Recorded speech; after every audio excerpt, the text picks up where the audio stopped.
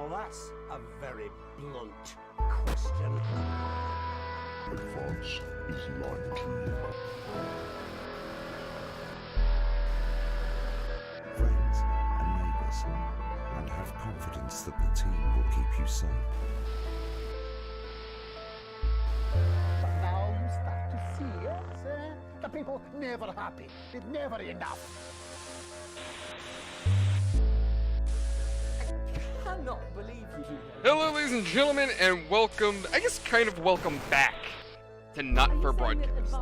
Now, this game has alternate endings, and what we pick and choose for the government, well, for society, We're still vassal slaves, ultimately will just in prettier change cages. the way the story goes. And this is actually all live acted. So as you can see with that little TV in the corner, We're only getting started. the stuff that we affect is actually played by actual people, opposed to being animated. And I'm Jeremy Johnson. Our main Now, headlines tonight. as I've said in some of my posts, this is kind of like the modern digital version of 1984, right?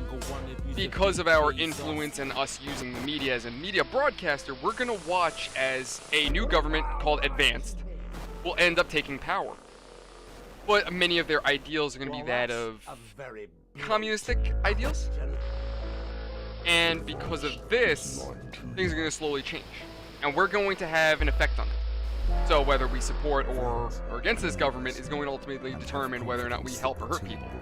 And then of course we're going to have a little side thing as well where we get to be involved in our characters' own lives, dealing with marriage problems and things of that nature. But both work and personal life do collide. So without further ado, ladies and gentlemen, let's get into it. Now, one other thing I do want to say is, there are moments where it is just absolute cringe in this Are game. you saying that the So, man cured death? I suppose, just be ready for that. But other than that, it's very well done in terms of the acting. So, Just in prettier let's go ahead and get right into it. Ladies and gentlemen, this is Naked. Not For Broadcast. We're only getting started. Hello, Fish, how you doing? I'm just gonna... Good evening. I'm Megan Wolf. And I'm Jeremy Johnson. Our main headlines tonight. Go broadcaster.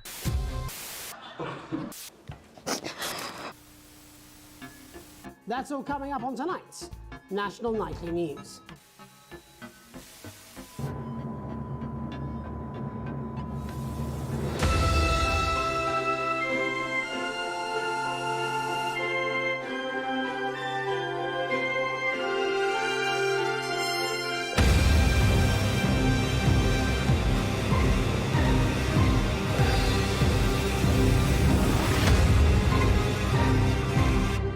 Okay, this game's a lot louder than I was expecting it to be, so I'm just gonna lower that real quick. Like, this game's a lot louder than I was expecting. Also, that intro was not like that originally, so... Okay, cool.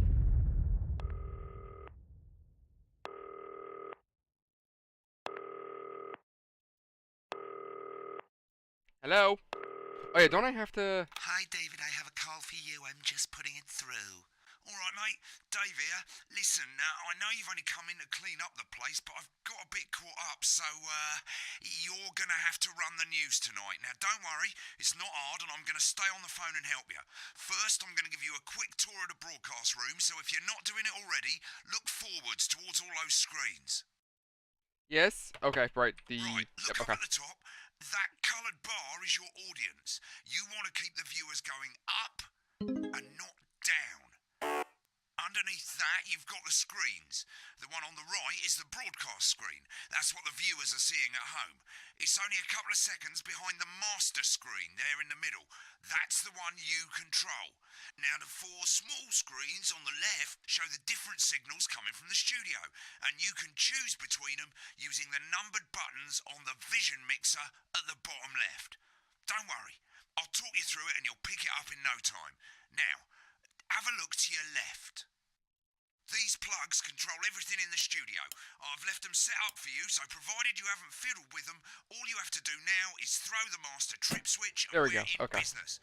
Once you've got the power on, face the front again. You can see on the broadcast screen that we're in the end titles for the show before us. Fortunately, they go on for fucking ages, so there's plenty of time for me to explain. Oh, right, okay, they're over, so we haven't got long now till the broadcast. Right, quickly, mate, look down under the desk. You can see a load of videotapes on the left. They're your adverts. Okay, Pick so any Alan three James, going and run them into the forward, machines on the treat him like Alex Jones. That's basically who he is. So, go with that one. My Salad Weekly. Let's pop that one. Sure, that should work. Be getting a signal from the studio soon. I want to keep the. Let's keep it live in the broadcast out. Select screen 1 with the vision mixer, and we're ready to go. Prawn and mayonnaise? You know, seafood makes me go out in pustules. Yeah, I thought it might increase our viewing figures. Every day. You offer me prawns every day. 10 seconds, everybody. That's how I show love. You're trying to kill me. And yet you persist. Going in 5, 4. Good evening. I'm Jeremy Donaldson. Our main stories tonight. Okay, we're all good. Next thing is going to be to throw to the news titles on screen 2. There'll be a countdown, but I'll count you in as well. Just relax, mate. It's all gravy. Buys Honest Andy's Totally Independent and corners the flowered market. Top chat. Sports fans everywhere celebrate as popular footballer Johnny Hams leaves. So yeah, essentially we want to pay attention to the middle screen right here. This one is just what's going out to people, so this one you can just kind of ignore. And then these are what's coming up, or what we're going to change to. And, of course, we'll be going live to Advance headquarters to hear what the leaders of this fledgling party have to say on their historic... Right. Button 2 in 3, 2, 1. Lovely, mate. Next thing is to throw back to Jeremy with button 1 when that globe in the middle shrinks down and vanishes. So like I said, we're literally running a broadcast room. Almost kind of like what I do every night when I stream. That's way too loud. Alright, that should be fine. Here it comes. Switch to screen 1. Nah, lovely, mate. But first, the votes are in and it's a decisive win for Advance. We often get a bit of interference around this time, mate. Keep your eye on the machine at the bottom right. Use that slider that's flashing, or your scroll wheel to move the wave up and down, keeping the green bit in the white bit. But critics have accused him of a severe lack of actual policies and of being deliberately vague. The opposition parties have all conceded defeat to Advance's overwhelming mandate, but have yet to appear publicly. However, former Home Secretary... Right, it's going well. All you've got to do now is play the advert at the end of the segment. Make sure you don't play it too early or we'll all get fired. Now the clock at the top is counting you down to the advert. When it reaches 0, press one of the 3 play ad buttons over there at the bottom right. I normally play the first one at the first break and so on, but you can play them in any order you want. I'll count you into it as well, but keep your eye on the clock. To hear the co-leader's acceptance. And 3, 2, 1, advert.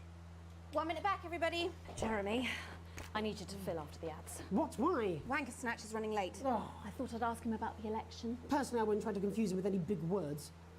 That's the same policy we use with you. I thought that was our little secret. That's all right, he doesn't remember anything I tell him. I'm deeply uncomfortable with your burgeoning friendship. Love you too. Yeah.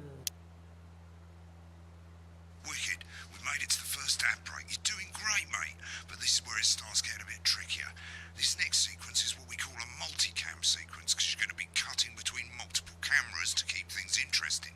A lot of it's down to personal taste, but here's 3 good rules of thumb. 1. Try and keep the shot on whoever is doing the talking. 2. Don't stay on the same shot for too long. 10 seconds at the most. So if you're on the person who's talking, try and throw in the odd reaction shot or pull out to the wide shot for a bit just to keep it interesting. 3. Don't stay on reaction shots for too long. A couple of seconds is usually enough. Then the audience want to see who's doing the talking, yeah? Stick to these rules and you'll be fine. It's not as complicated as it sounds. You've seen programs on television, haven't you? Make it look like those. Might as well get screen 1 selected now. No need to wait for the broadcast to start. Try and stay ahead, mate. Quiet in the studio. Thank you so much. 10 seconds, everybody. Yeah, so while we're waiting for everything to kick off, you can kind of see, you know, who's being a douche behind the scenes and whatnot. So you get an idea of who's who. 3. Welcome back to the National Nightly News. Later, we'll be hearing from shock election winners Advance. But first, Get ready to go to Megan on screen 4. Is here with a star of both stage and screen. Megan? Thank you, Jeremy. Megan Wolfe, culture correspondent. And today I have a guest who starred in everything from Shakespeare Right, to go to Blunderclatch on screen 3 when she says his name. By none other than Lawrence Blunderclatch. Thank you so much for coming on. Oh, my dear, I do hope you believe me when I tell you that being with you here today is among Switch to 2 for the wide now. May I say, having you here with us is among ours. Right, now just try and stay on whoever's talking. The latest movie, which is called The Medicated. The Medicated, yes. Wow, what was that like? Well, as I said to Peter at the Wrap, that's Peter Jensen, the director. Give us a look at Megan's reaction. Lovely. Now back to Thunder Twat. Thunder Twat. Yeah, throughout the game as we play. Well, not the whole thing. I want to say like maybe halfway through. We'll keep up with the guy on the phone.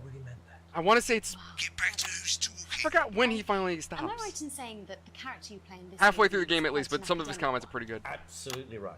A scientist. Was that a challenge at all? What exactly are you implying? But seriously, yes, you're right. It was a complete departure from my last starring role when I played Sergeant Brock Rockman in Bullet Man. When we said Barack, why did I think Barack Obama? I don't know why I thought he was going to say Barack Obama. Love that surpasses all others. A love, of course, for freedom. I think it's grossed over $1 billion, but honestly, who's counting? It's a role that saw you scoop 2 Best Actor awards, if I remember correctly. It's so sweet of you to mention it, but I really am not in it for the awards, although those 3 little statues do take pride of place on my mantelpiece. With all the others, I'm sure. So yeah, we just got to keep the cameras rolling, keep flipping. Every now and then, as we progress through the story, we're going to be given choices that will affect the story. So, for example, there's a chick in this game who's basically Elon Musk, right? Cut me, and I if we choose to portray her in a positive light, she'll end up becoming like a stupid trillionaire. She is kind of dumb. Giving, suffering for one's audience. If we choose to make her look stupid, I suppose in she the end, I do it for the difference it makes. She takes the quick way out, if you know what I mean by the quick way out. The little people. But most of all, I think I do it. There's one dude who I think is a musician who. Speaker, mate. And today, of course, he ends up trying to become the Moon King if we keep him in a positive light. It looks like in the coming few months. What do you make of this? So we do have an effect. It's just early on, it's going to teach us the basics of how the game works. Well, now you're off. And this game has multiple endings. Election result. Indeed, historic is the word. Well, it's difficult, isn't it? Very difficult. But I think I've always been quite clear that when it comes to politics, one should always strive to not fuck things up. Oh, yep. Oh, well, don't worry, you won't do it again. Sorry, I said fuck. He did it God again. damn it. Okay, Can you don't stop panic. it? I'll explain how to deal I feel like I'm with operating for swearing. YouTube. Which opens next week. So chat, how are we all doing tonight? What's going on, everybody? One for a VT of the movie clip. You'll get a countdown on the screen, but I'll just let Megan cue you in. My character, Dr. Lance Hemlock, is faced with a decision that could affect humanity's very survival. Exciting stuff. Let's take a look. There we go. Cool, looks like Blunderclatch is losing it in the studio, but we ain't got time for that. There's more interference coming. It's a bit trickier this time, mate. Use that little flashing joystick to the left of the knob, or hold down your middle mouse or Alt on your keyboard, and as the frequency changes, match it to the white bit by dragging right. Now we're going to squash the frequency back by dragging left. Yep, so just gotta keep that frequency going. And see, I killed the audio just because I'll let you guys listen. It's just cringe. Jubbly, mate. See you, baby. Next, we're going to change the amplitude. Same as last time. Little joystick or hold Alt or middle mouse, and this time, push upwards. You told me, but I didn't listen. Doctor, I'm drowning, Lance, you said. you need to see this. No, don't. Right, now let's match it back by going downwards.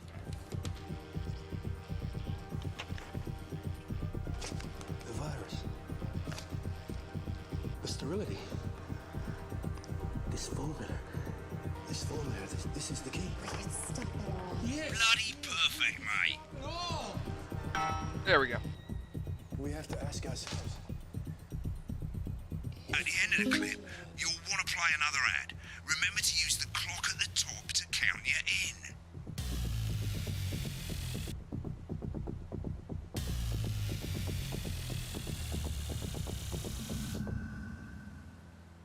Right, I guess I better explain how to deal with bleeping out swear words. As you've probably noticed, the broadcast screen, here, is about 2 seconds behind the master screen, here. When someone says a naughty word, the bleep button lights up, like this.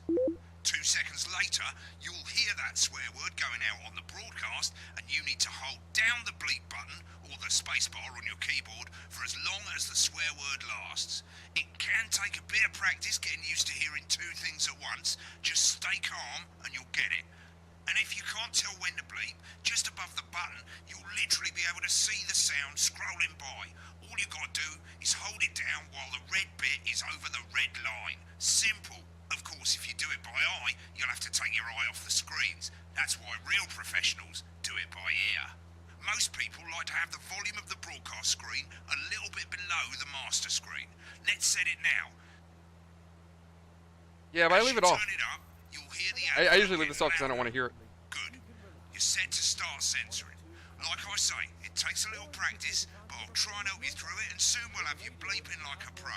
Remember, button lights up, count 1, 2, and hold it down. Yep, yeah, so what I'll do is I'll just leave. Usually what I do is I wait for this, and then when it comes through, I'll focus on that. I don't care if I have to bounce around. Don't wait for the broadcast to go live. That's too late. You can use the number buttons on your keyboard, 1 to 4. Running the country. Seriously? We've had worse. 5, 4. Oh yeah, I should mention the guy that just got elected is a serious alcoholic. Welcome back. And I'm told we can now go live to Advance headquarters, where the 2 leaders, Peter Clement and Julia Salisbury, are about to make their acceptance address. Oh shit, he's pissed. Shall I Get ready to start? bleep. Go for it, Pat. Okay, well, thank you all for coming, and, well, where do I start? What a day. They said we couldn't do They it. certainly did. They used every dirty, low-down, lying, southern bastard trick they had against us. But you, the people, Nice. you saw right through their shite. I'm sorry about the language there. Sorry about that. This I is the don't guy who think just the got elected. celebratory pints makes me coarser than a granny's fanny. Memorably. And he's a bad word. Okay. I guess it's just not But to proper. be honest, who can blame Peter for celebrating? Throughout the campaign, you've heard us say that Advance are not a political party. A party is what you have when things are going well. When the country is suffering, you don't need a party. You need a team. A team that can change things. But today is day 1 of a new future. A better, fairer future. So perhaps we should all be celebrating. Except for the rich. For them, the party's over. They shouldn't be celebrating. They should be putting their shitting pants on and opening their dusty checkbooks. Again, colourfully put, but not inaccurate. Before we came out here to address the nation, we used our executive powers to pass the Assets and Wealth Act. Working with the tax office, we have produced a definitive list of every person in the country with wealth into the millions. You know the sort of, probably you rather you don't. Because the likes of you and me are not welcome in their gated communities. Tomorrow, we will be introducing a sweeping reform of the tax system in this country. No more hiding wealth offshore, no more trust funds or creative accounting. A simpler, fairer, unavoidable set of tax laws. So, all you bastard public school snobs have got nowhere to hide. And earlier today, we revoked your passports. You want them back? Can they do that? Can you revoke the wanna leave passports of like you the wealthy threatened just like before the that? election. That's fine. But first, you're gonna pay up. You're gonna pay back. Advance are going to turn this country from a nation of warring individuals into a team. To properly fund health and education. To raise the living standards of us all. The pundits said we'd have to raise billions. But you'll see when we've reclaimed what's ours, that's absolute ferret shite. So to you posh twats. To the people who pay you a pittance to serve them drinks in their private clubs. The people whose children you raise. So they've got time to get even fucking richer. Advance have this to say to you. It ends today. We are coming for your sports cars and your mansions and your vineyards. It ends today. We will put the wealth of this country back where it should have always been, in the hands of the people who created it. It ends today. Yes, it ends today. And tomorrow, we'll start making it fair again, just like we promised we would. And until then, ladies and gents, I suggest we all get pissed. I can't argue with that. Thank you for your time. Well, an interesting acceptance speech there from the leaders of Advance. Imagine if we had a And president get apologies for elected like the filthy that. language. Hopefully, we got that bleeped out for you in time. If not, someone's going to be in trouble. So, as the country braces itself for new government, that's all from us this evening at the National Nightly News. We'll be back tomorrow with full coverage of the first day under Advance. I'm Jeremy Donaldson. Have a peaceful night. Right, looks like you've got it now. Thanks for all the help, mate. I've got to go. Ferry's about to leave. Probably won't be coming back. Job's yours, mate. Good luck. Same old boring politics then. Is this some weird fever dream? Am I dying now or something? You should be so lucky. I'll see you tomorrow night. Not coming for a drink? Nope, got a date. Lucky you. Try not to get murdered. When the program's finished, you'll get a broadcast report. It's 3 pages. So this tells us how we did. Shows you how Okay. well the broadcast went. Each sequence I'll explain in a and an minute. overall grade. Remember, grades mean bonuses, and they keep the boss happy. If you want to know more about how it went, select more info. If not, select continue to move to the next page. Right, this is the important page. It tells you how much you're going to get paid and how much wealth you have overall. That bollocks at the bottom shows you the financial state of our main advertisers. But you don't own any fucking shares. You're a cleaner, for God's sake, so why would you care? Alright, so generally we gotta pay attention to these guys down here because, like, their stocks are going up, so if we keep advertising them, they'll continue paying us. This is the last page, and it tells you the state of the world, tells you how well the government's doing, and down the bottom there, this one's important, tells you what Channel 1 currently thinks of you. In other words, what the boss thinks. So yeah, Channel 1 right here. If this is good, we're good. This is for the government. Right now, everyone's very neutral. Alright, mate, welcome to the archive. This is where you can have a quick look back at what you've done and how it looked to the public. There's 3 sections: broadcast, rushes, and adverts. Let's start with broadcast. Click on it now. Over on the left, that's all the broadcasts that you've done. Click on any one of them and hit load tape. Once it's finished loading, you can use the rewind and the fast forward at the bottom there to help you get to the bit you want to see. I have to? Okay, I guess I have to. I don't know why. Moments we'll be going. Right, click on rushes and let's have a look at those. Honestly, some of these tutorials are a little This is excessive. the rushes room. It's pretty simple. The 4 screens you can see, they're going to show you the 4 signals you got from the studio during the actual broadcast. Difference is There's really not that you many can missions. combination of them, so you can have a listen to the Hey, stuff Danny. and Wait, why does it make your brain hurt? Select the broadcast and give it a go. And when you're done listening to the backstage secrets, hit back. Prawn and mayonnaise? Okay. We done with that? Alright, can I continue? I can continue. It's honestly not hard when you're in the middle of it. Like, when you're actually doing it, it's really easy to keep up. You kind of just have to break it down. Okay, cool. So now this is the part where we actually affect our home life. Day 3, an unexpected form. You arrive home to find a post on the mat. Most being nothing more than the usual junk mail. One letter, however, catches your eye. The team wants to know you. Curiosity gets the better of you and you open it. It's a form from the new advanced government, asking for information on all citizens. The first page is filled in already. Your name, Alex Winston. Your spouse, Sam Winston. Your children, Charles Winston, 14, and Susie Winston, 19. Well, you muse, at least they got the basics right. The rest of the questions are left for you to complete. They appear to be mandatory. Question 1. Upon starting a new job, you would... Just be friendly. At the moment, we have a house. Yes, Danny. At the moment, we can afford a house. But we're broke poor, so we don't really have that much money. Question 2. A colleague in a different department has confided in you that they've been taking home confidential information. Now a file of minor importance has gone missing. You would recommend that your colleague reports it. Question 3. The entire department was fired today for consistent underperformance. Your boss has put in new place targets that are significantly higher than the previous one. You would stay late to ensure you hit your first day like that. I can't speak. Question 4, it's the annual company barbecue, and you and your family have been invited. You are looking forward to enjoying a nice day out with your friends and family. You've had a long, successful career and are now about to retire. In your speech, you can answer, why not? List all the good memories. Question 6, in your spare time, you like to relax alone, attend political rallies, encourage and support your children with their hobbies. Sure, why not? Let's support the family. Your ideal holiday getaway would be surrounded by natural beauty, exploring somewhere unfamiliar, discovering maybe, structured day, romantic getaway with your partner. Sure. Question 8. It is most important that the government keeps people. Oh, there you go. See, here's the thing. This is a loaded question.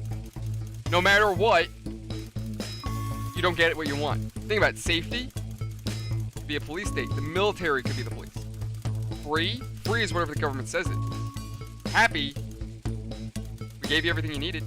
So now you're happy, right? And then equal is what we say is equal. Remember, everyone is equal, but there are those that are more equal than others. So yeah, safe would probably be the best bet. Thank you for your cooperation. Advance knows your time is valuable, and we appreciate your help in leading the nation to a brighter future. Sign your name. Yeah, see, Danny, you and I were thinking the same thing. Other than the natural beauty. Or booty? Oh my god. God damn it, Danny. Okay. Day 6, a family matter.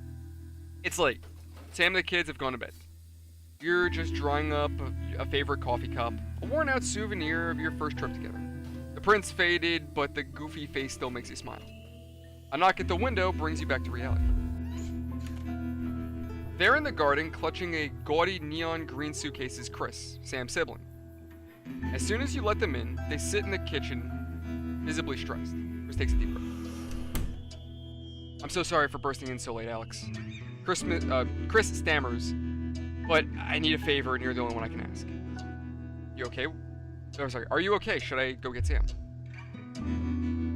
No. Need to worry, Sam. It's you I came to see. I just need 2 minutes. You've heard about the Assets and Wealth Act. I literally work in the news, Chris. Chris fist bangs against the table. It's total bullshit. They're taking whatever they want and distributing it as they see fit. No government should have that kind of power.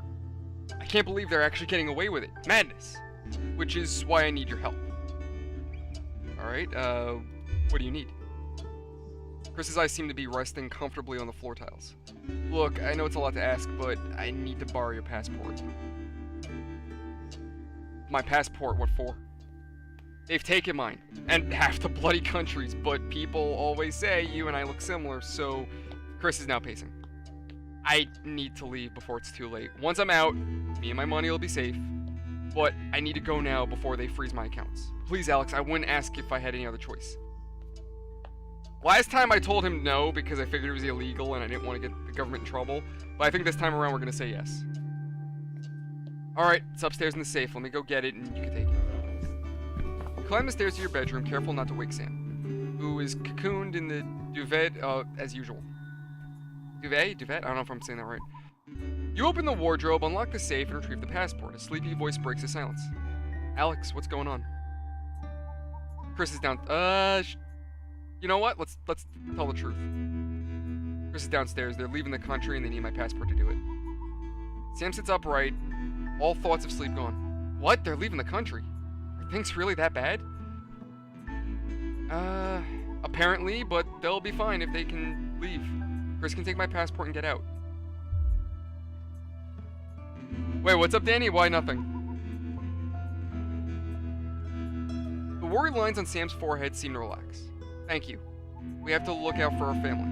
And if I know my little Chrissy, it's probably all one big overreaction. I'm so sorry. I know how important your family is to you, but I just don't think this is a good idea. I can't. No, okay, let's just keep with this. Exactly. Let me take this downstairs, and then I'll be up for bed. You close the safe and head back downstairs to find Chris at the table fidgeting. They jump up as soon as you re-enter the kitchen. So, have you got it? Yeah, here. Good luck with everything. For the first time, Chris smiles. It's infectious. Thanks. I really appreciate this. I'll get back in touch once I'm safely out of the country. Chris takes the passport and, breathing a sigh of relief, grabs the nigh on the Forset suitcase? Oh, the nigh on fluorescent suitcase, and heads out into the night. You head back to bed, hoping you can prise some of the duvet away from Sam without waking them. I meant to say pry. I'm dumb.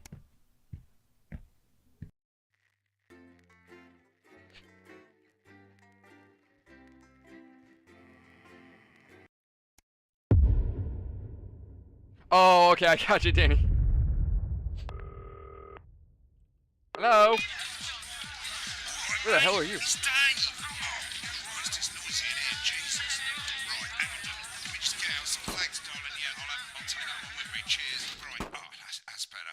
get set up and get on with it, so I can get back to my guests. First of all, let's get the power on. You need to get at least the bottom 4 plugs on. Right, let's load up the adverts. You might want to have a bit of a think about it. Your decisions have consequences. Should we play this? Is this toy safe?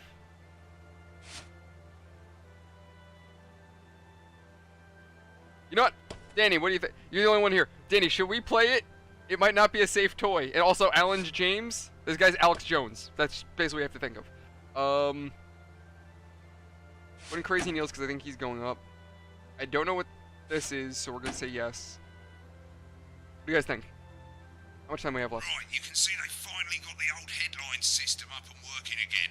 And the Vision Mixer's already in headline mode because headlines always come at the start. It's really simple, mate. These 2 buttons at the bottom of the Vision Mixer, you can see they now have A and B on them.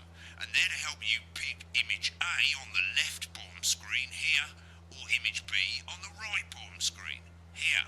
Danny, I think you're really simple. Danny, that's too. That's not what it is. Alright, I'm gonna just say Alan James and we'll see how it goes.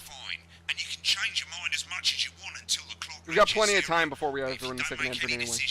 You'll be fired before you even get to make another choice. I just want to say one more thing, mate. The pictures you choose to show of these people, well, that's how the public is going to perceive them, and that's going to affect their lives. So, like with the adverts, choose carefully. No, and we're off. Good luck, mate. If I get time, I'll call you back in the next break. Yeah, I'm coming, darling. Says theirs gets really hot. Oh, there we go. We don't have him helping us anymore. Now we're on our own. Yeah, the one that mistrusts the moon. 10 seconds, everybody. Not the best source of consumer advice, then. Don't blame me when it explodes. Going in 5, 4, 3. Good evening. I'm Jeremy Dawson. Our main headlines tonight. Destination unknown. At the end of Advance's first full week in office, we ask exactly. So I can make them either look bad or look good, and tonight, I'm just gonna for now just do this one. Future might hold with a leading economist and radical free thinker. With the country's wealth creators in a state of panic and unfavourable rumblings already heard from overseas, I'll be asking my guess whether Advance can deliver on even a fraction of their manifesto promises.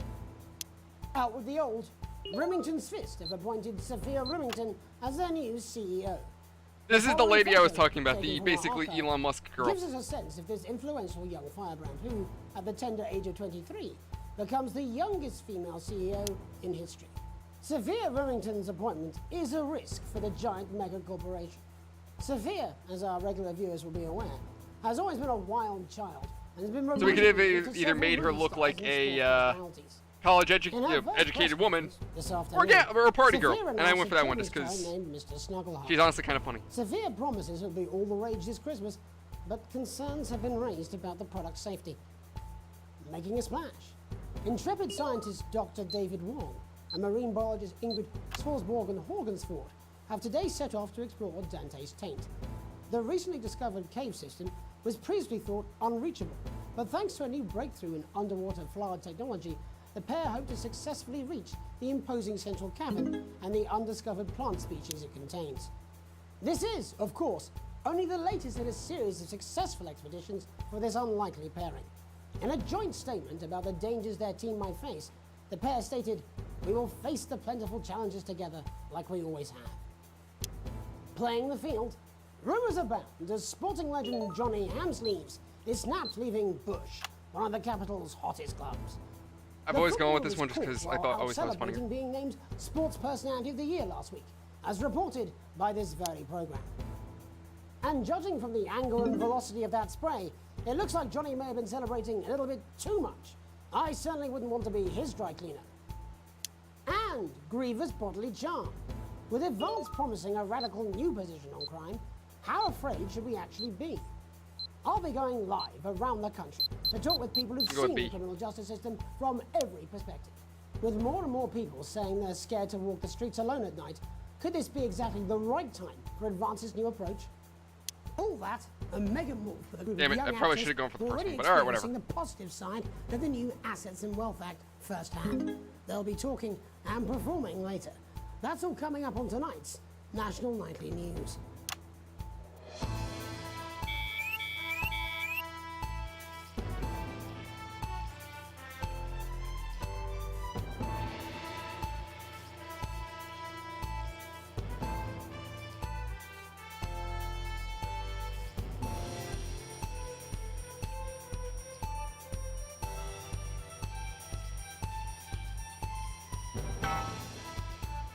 But yeah, it's really not that much to manage. The game is a little bit more generous about it. Speaking of the government's swift enactment of the Assets and Wealth Act, we're talking about Advance's first week in office and what the new future holds. Joining me are Katie Brightman, a leading economist, and Alan James, author of Alan James is Right, The Free Man's Guide to Waking Up. Alan, the government certainly haven't dragged their heels on delivering some of the legislation they promised. But what does the Wealth Act mean for us? Nothing, Jeremy. We're still vassal slaves, we're just in prettier cages. A confident dismissal there. Katie Brightman, do you agree? I'm afraid I don't, no. I think that Advance have realised that the current economic system of unlimited, unending growth is untenable, so they're changing things up. There I agree with you. They're moving to the next steps in the grand plan. Grand plan, Alan? It's all in my book. Alan James is Right, Jeremy. We're to become the great herd, ignorant, sterile, and short-lived. That's what they want. Or perhaps Advance have just realised that if we carry on the way we are, we will destroy ourselves and this planet in a mad orgy of consumption, if you'll excuse the colourful metaphor. Yes, orgy is the right word. Only it'll be the overlords having an orgy on our poor broken backs. It's all in my book. Alan James is... He's really pushing that book, ain't he? Katie, how do you think the rest of the world will respond to this new approach? I think they're watching carefully. Advance are the most disruptive threat that the world powers have faced since the last Great War. Yes, Katie's right. War is inevitable. Thank you, but that isn't And this will not be a war like we've ever seen before. We're talking millions of deaths. We're talking high-tech weapons that can level entire cities. We're talking... Out of the wrong orifices? Mock me all you like, Jeremy, but when they murder your parents and they poison your food and they take you away to their camps for hypno-brainwashing, who will be laughing then? That might be a great way to sell books, Alan, but you know full well that isn't going to happen in a democracy. Democracy is dead. Yes, Advance are radical, and change is always frightening. But So the truth is many that comments. the Wealth and Assets Act has made more than 90% of the population wealthier and is on target to produce a permanent end to poverty. Bollocks! What this young lady doesn't understand, Jeremy, is that these are the same people. Maybe they've rebranded, but it's all a little circus act to keep us from seeing the tyrant behind the curtain. That's where you're wrong, Alan. For a start, they've mobilised the youth vote like we've never seen before. You say mobilise, I call it grooming. Oh, can I even say? Can I even let them say that on YouTube anymore? Happily into eternal bondage. They're like psychic paedophiles. Can we even hear that one anymore? Katie, what are your predictions? The Assets and Wealth Act is only the first step. Advance now have a historic budgetary surplus, and as well as properly funding our public services, they're already funneling unprecedented amounts into scientific research and the arts. Or, as I call them in my book, Frankenscience and opiates. Like opiates, see? Can we get back to the issue at hand, please, Alan? This is the issue. It's all coming from the water, the chemicals. They're pumping it full of belief juice. Don't get me wrong, I want to Exactly, see these Danny, changes, dog but grooming, that's only what they're if talking about. sustainable. If Advance lose their power after spending half of our GDP on dismantling infrastructure, that could be catastrophic. The catastrophe is that they're succeeding. They've got us sat here talking about their puppet show. All right, we're running out of time. Quickly, Alan, what does the future look like to you? A bleak space where we've all been figuratively sodomized into submission. No, of course. Katie? We might be on the eve of a brave new world. God knows we need some change, but we need to be cautious. Let's walk forwards with our eyes open. Two very different visions of the future there. Alan James, Katie Brightman, thank you for joining me.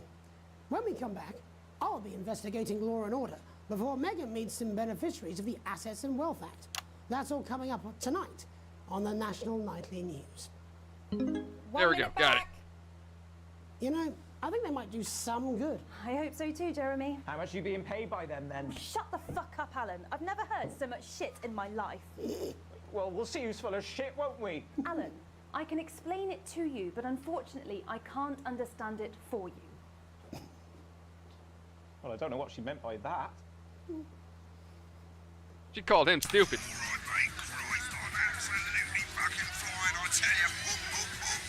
How's it going? Actually, fuck it, I don't care. I hate the fucking news. Oh, bloody hell, I love this tune, though. All right, mate, see you later, bye. Okay. You will. She's good. You know she is. I've said a bit of word in, that's all I can do. 10 seconds, everybody. Is little JD scared of the big bird caught you with water? If that sticks, I'll destroy you. 5, 4, 3. Welcome back. In our second segment, we're going to be taking a deep dive into the state of law and order in our country. Advance have already tasked what they are calling a solutions team to move this serious social problem to the top of the list. Tonight, we go behind the headlines to meet the people who live with the criminal justice system every day of their lives. First up, we have Gregory Judge, a lawyer who sees the problems close up on the front line. Can you hear me, Gregory? Yes, I've got you, Jeremy. Thanks for having me. What's it like on the front line of the hard face of the cold hand of justice?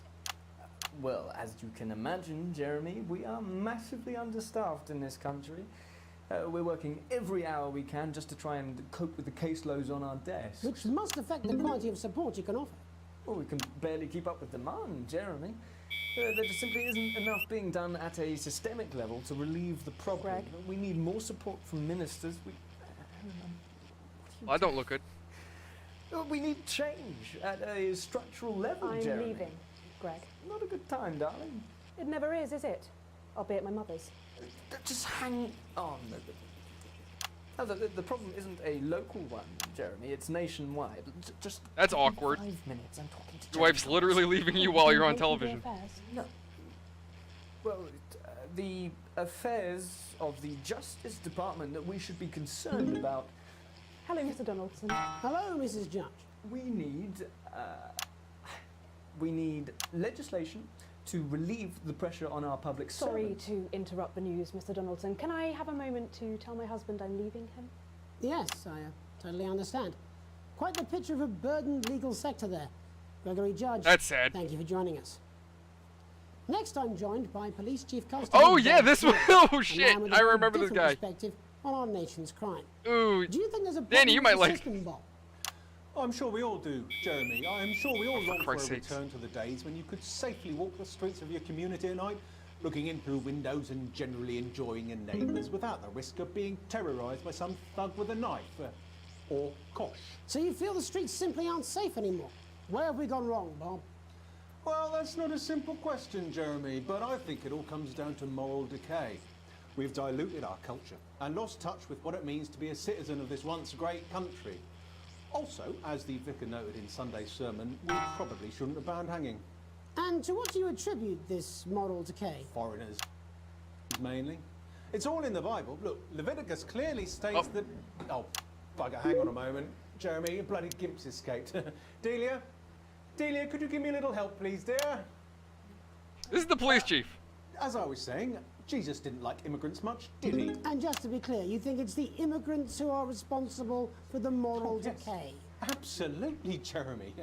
Back in your box, Clive. Back in your box. Delia, I really could use a little help with this. Oh, sorry, darling. I was spaying the badgers. Yes, I'm talking to Jeremy Donaldson. Clive, could you put him back in his box? Oh, Clive, you know it's Wednesday. Back you go. Back in your gimp space. And Off you go. whose responsibility is it to make a change, Bob? Well, it is certainly not the responsibility of the decent, good, white people Darling, of this... where's the padlock? Oh, hold on just a moment. Oh, Clive, this simply naughty boy. Mummy said get Clive, in your I am not having this Didn't again. she? Mummy said get back in your kids' No! Naughty! You beast cut! As I was saying, Jeremy, moral decay. Crime is the Yeah, responsibility of yeah, the moral criminal. decay, all right there, bud. Look, everyone has a sob story, but we don't all end up as barbarians, do we? Look, when our daughter Alice comes home with an A-, does she go on a killing spree? No, she takes 3 of her pills and hides under the stairs like a normal child. Thank you, Bob. Bob Peel there, really locking down the police's position on morality for us. And finally tonight, hopefully uninterrupted, it's time to get to Hopefully the I'm heart of the matter. interrupted. Tony Dawson has recently been released from prison after serving 3 years for aggravated assault, burglary, and menacing a swamp. Listen, Danny, I don't write this shit. They came up with that themselves. I give the actors credit that they were willing to do that, though. Returns, Tony. Cheers, Jez. Call me Titwank Tony. Everybody else does. No, I'm not going to be doing that. Can you tell us what it's like in prison, Tony? Titwank Tony. Hey! Prison's a mixed bag. Structure's quite nice, but it's a constant battle against institutionalization, as you can imagine. And obviously, titwanks are quite hard to come by. I'm picking up that you're not alone there, Tony. Titwank Tony. Hey! Yeah, sorry, my friends are throwing me a surprise party. Good bunch of lads.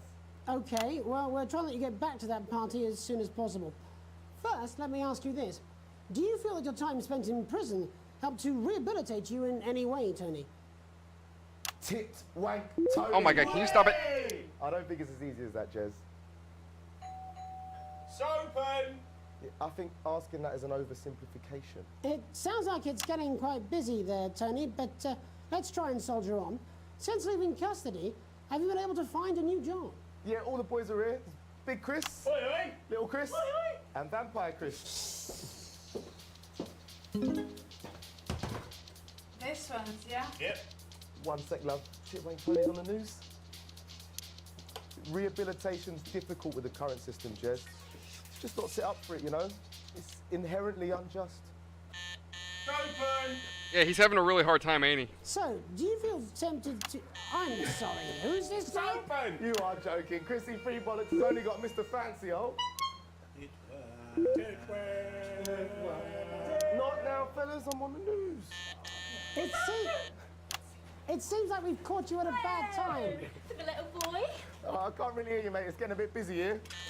Jesus. Yes, we seem to be losing the signal here, Tony. Fucking way, let's believe that. Well, we're just trying to Okay, get then. that signal back. I think we... Yes, Tony? Tony, I mean, we're literally away for 2 seconds. How has this happened, Tony? Can you hear me? Well, we seem to have lost our train of thought there a little. Hopefully you, the viewer at home, have managed to glean a broader understanding of the serious and complex issues around law and order. After the break, Megan will be live with Look, the some only thing I've fascinating gathered news. from this whole conversation is this We'll be back dude is after way these too busy. messages. The chief of police is busy in a different manner. Oops, crap. Forgot the efforts. Smooth, incisive journalism. I can And we basically have an Alex Jones. I ain't got long and I'm quite drunk. It's been a great night. In this next section, there's a bit of music. If you Oh, edit no. in time with the music, you can see the result on the vision mixer, and the public will love that. Don't worry if you don't, though. You won't get punished. Wait, Danny, what is that? Nothing. Just try and stay in the groove. Also, one last tip. When the music starts, turn down the broadcast volume. Right, enjoy the music bit. God, I love music. God, I'm so pissed. I think I might go and throw up in a bit. I'm sure it's on his way. Alrighty then. Come on, it's welcome back. Oh, there's How Alex. can it be? I mean, fuck. This is on you. Alan 10 James. seconds, everybody. We're going to open on Megan. Camera 2.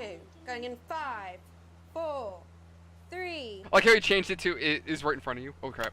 Welcome's Black. I'm Megan Wolfe, and on tonight's Culture Spot, I'll be chatting with one of the first beneficiaries of the Assets and Wealth Act, a team of inspiring young people from Scritchford Sixth Form College who today received a grant from the government to take their play, Hey, Friendship, on a tour of local secondary schools. Welcome to you all. Well, let's start with you two, Harriet and Charlotte Winstanley-Hamilton. Girls, you must be thrilled. We are, Megan.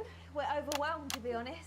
And I believe you two are sisters, is that right? Yes, Charlotte's my oldest. I'm the older, more popular one. Only joking. Harriet and Trey were really the ones who came up with the whole idea. So, Harry and I were shooting the breeze in the cafeteria, and I said, hey, let's actually do something.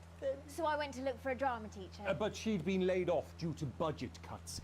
Fortunately, I directed a pantomime when I was at university, so I knew the ropes, as it were. Oh, right, yes, but you're the maths teacher, aren't you? Yes, that's me, Jeff Algebra, maths teacher. Maths is really important. Oh, thanks, Steve. Maths is really important. Yeah, thanks, Steve. As is theatre.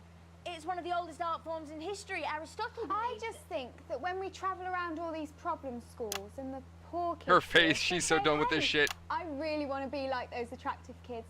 And that's a very beautiful and powerful thing.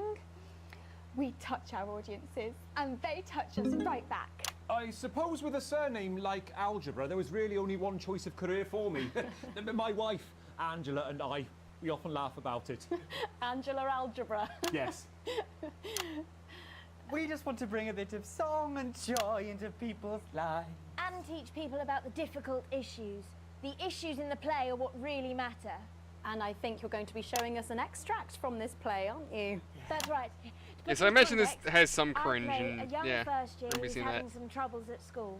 Her character doesn't actually have a name, yeah, because in a way she's like all of us. It's like a metaphor. Maybe she's you at home, or like, maybe she's you, Megan. Maths is really important. Yeah, thanks, Steve. Put it in, Coach. Yes, thanks, Steve. Right, well, I'm going to have a little chat with your teacher while you run off and get ready. I can't wait to see it. That's it, that way. So, Jeff, when did you first hear about the grants? 2 days ago. A letter from Advance arrived at the school. Now, the headmaster thought it was all a prank, but his secretary retrieved it from his bin and brought it to me. Wow, how did you react? I also threw it in the bin. But then Harriet and Trey rescued it, and they rang the number at the bottom of the page, and next thing you know, we're on tour. Wow. Well, I think we can all guess which way you'll be voting from now on. Do you know what? It's funny, because Angela and I don't usually vote. We're not very political. I'm a mathematician, of course, and she's a paraplegic, mainly. But we did used to watch that Peter Clements DIY show back in the day, and so we thought, why not? Let's have a go at this whole democracy thing. Okay. And here we bally well are.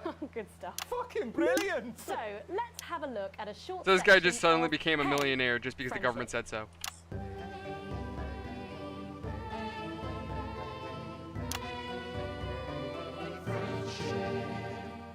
Dear Diary, I'm not sure I can take another day at this school. Another day of tears. Tears.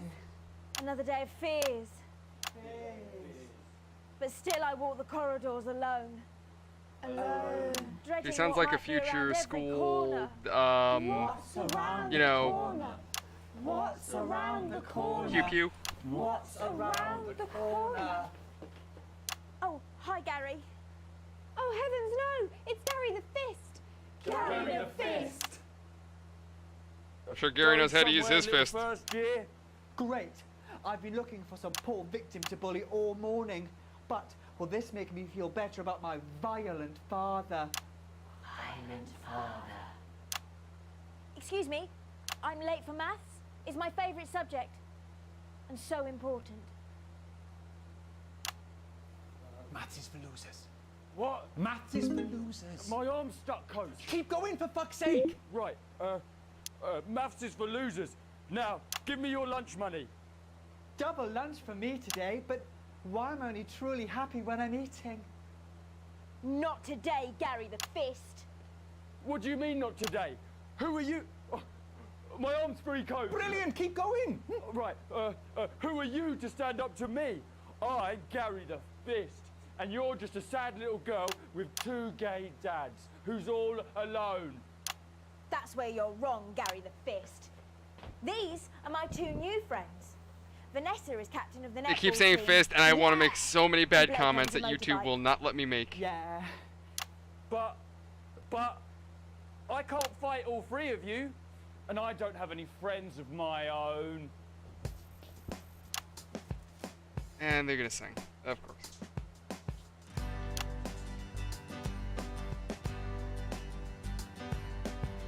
Take a look at me. Take a little look at my face. Like I said, I leave my phone going just to monitor the stream so that way I can see how it looks for you guys.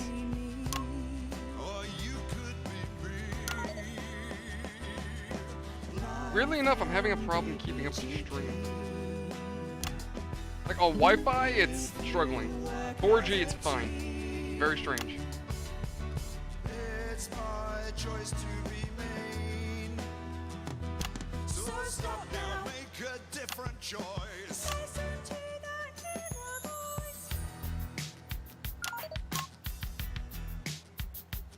So as the story progresses, you're gonna notice how the media changes. Every now and then they're gonna slip things in about being part of a team, being pro-government. It's gonna slowly sip in.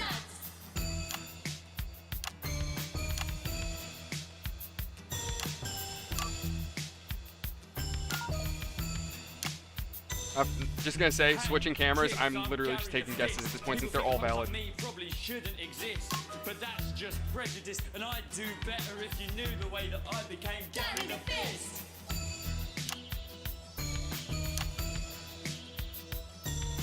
I grew up on a council estate. The park was hip, but the flats weren't great. My dad used to come home drunk and late, and he'd hit my mum if for dinner he had to wait. Where's my dinner? It's not ready. Where's my dinner, woman? Go. Don't make me ask you again. Hitting women is wrong. I guess life's pretty hard on a council estate. Life's pretty hard on a council estate. Life's pretty hard on a council estate. To be perfectly honest, I have no idea what the hell they're talking about. But while we're dealing with the cringe, how are you guys all doing tonight? What's going on? Who's here? What do we got? Thoughts, comments, concerns?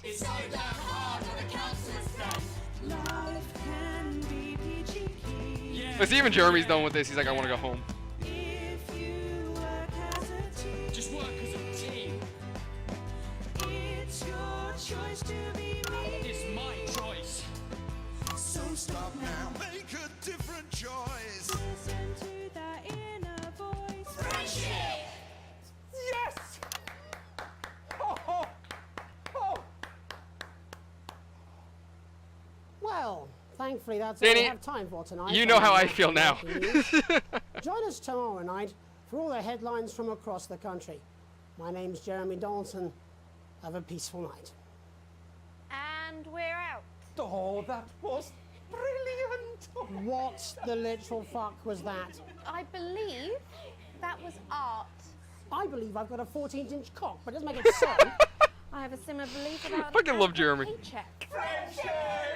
Oh, someone please get these twats out of my studio.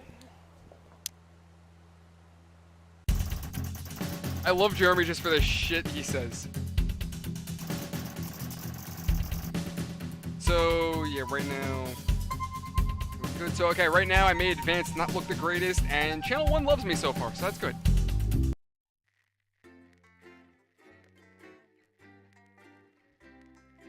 So this game does have plenty of cringe like that, but not a lot, thankfully. I think there's like one or two other... There's one other really cringe musical moment.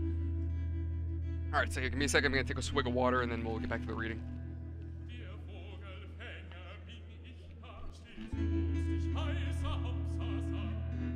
Day 15, a late night. You get to the theater slightly early, and Sam's already there waiting dressed in the nights. You smile widely as you join hands and take your seats in the private box. You certainly could get used to this. The tickets arrived on your doormat on Monday, with a typed thank you from Chris. You'll get your passport back soon enough, apparently. The show isn't to your usual taste. A pretentious opera in a language you know for a fact that Chris doesn't speak either. Still, the complimentary drinks sure go down smooth. When the show finally ends, how many bows do these people need? You stand in line to get your coat, and Sam has you in creases with a hilarious impression of the conductor, arms flailing wildly. The couple in front of you are talking about the recollection of people who couldn't pay their new tax bill. Sounds awful. A relocation of people who couldn't... Okay. Sam smiles greatly at you as you both think of Chris safe and sound. When you get home, you're still laughing as Sam heads down upstairs. Holy shit, I'm sorry guys, give me a second. As Sam heads upstairs to shower before bed. You notice your 14-year-old son isn't home, and there's a note on the kitchen table in almost illegible scrawl. It says he's at a friend's house. We could trust Charlie, he'll be home soon. It's one night. He's got to start taking responsibility for his own decisions sometime. What's the worst that could happen?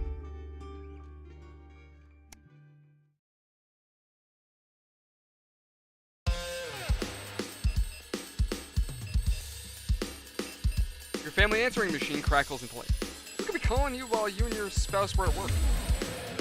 Good afternoon, this is a message from the Winston family. It's Miss Smith calling regarding your son Charles. A tiny old woman goes on.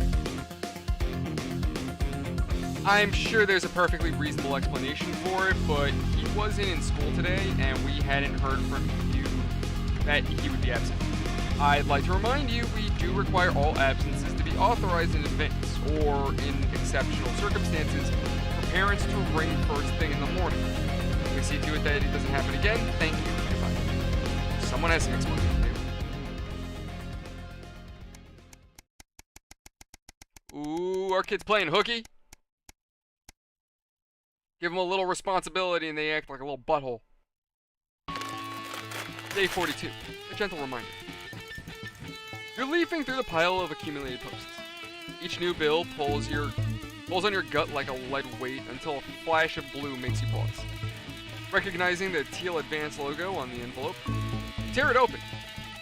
Dear Winston residents, this is your second reminder letter regarding the Assets and Wealth Redemption Scheme. Please submit your passports to your nearest government office as soon as possible in order to register for the scheme. You cannot receive your share of national rebate without submitting these documents. You knew there'd be consequences, but that doesn't make it any easier. We work as a team, and we're rewarded as a team. Forward together, Julia Salisbury and Peter Clement. Chris is safe, that's all that matters.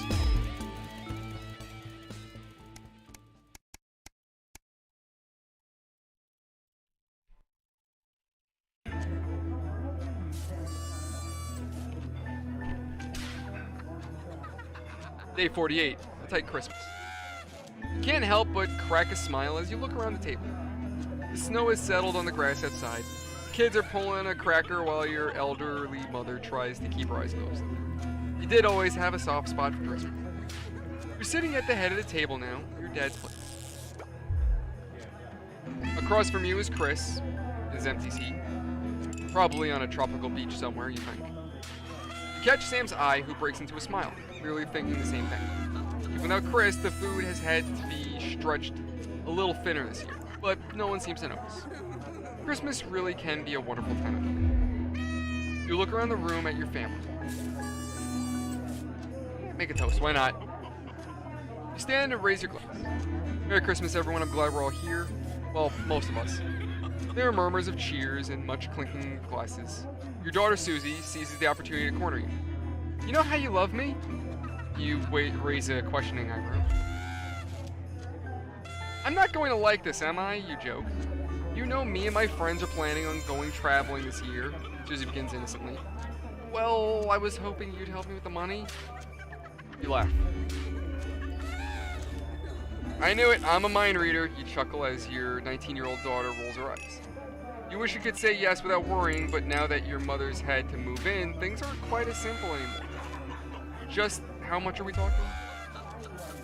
Only a few hundred, she mumbles as she pushes a stray pea around her plate. It takes a great effort for you to not spit your muffled wine across the table onto your elderly mother. I know it's a lot, darling, Sam interjects, but trains are expensive. This is a great opportunity for her, and I did already say she could go. I mean, can we afford that?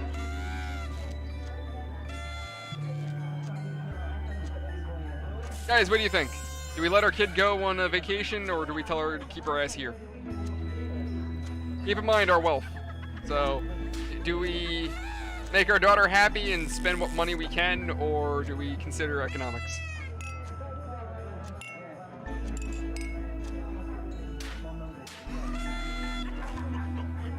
Also, be mindful, every choice we make going forward has consequences.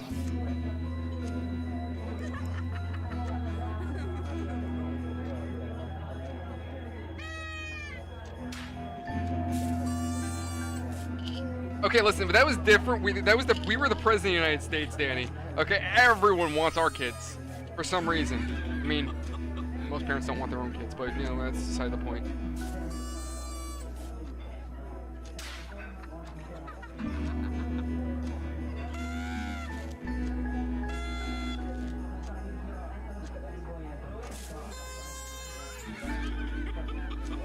And I mean, to be fair, we're nobody important. Hell, we're in worrying debt. Who's gonna kidnap our kid? And also, to be fair, the last kid I let go on vacation, she died because I sent the Secret Service in rather than paying a debt. So, yeah, I was kind of asking for that one. They say we don't negotiate with terrorists, but then when we don't negotiate with terrorists, people die, so, yeah. But I leave the decision up to chat, whatever you guys want to do. Do we stay, or do we tell them to stay or go?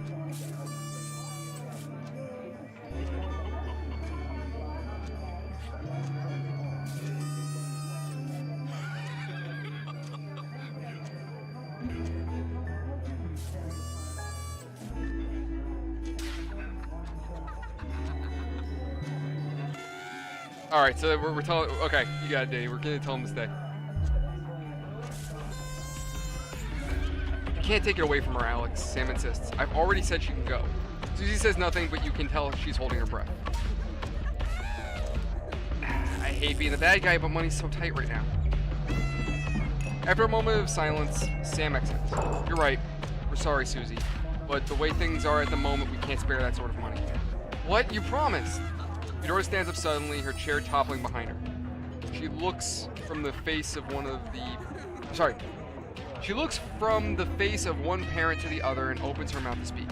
Instead, she lets out a frustrated shriek, stamps out of the room. I'll speak to her. Sam sighs, following Susie up. The wind howls against the window pane, the weather mirroring your own frustration. Carly excuses himself awkwardly as you start to clear the plates in silence. Your mother chimes in cheerfully. Have you had a nice birthday, Pat? Merry fucking Christmas.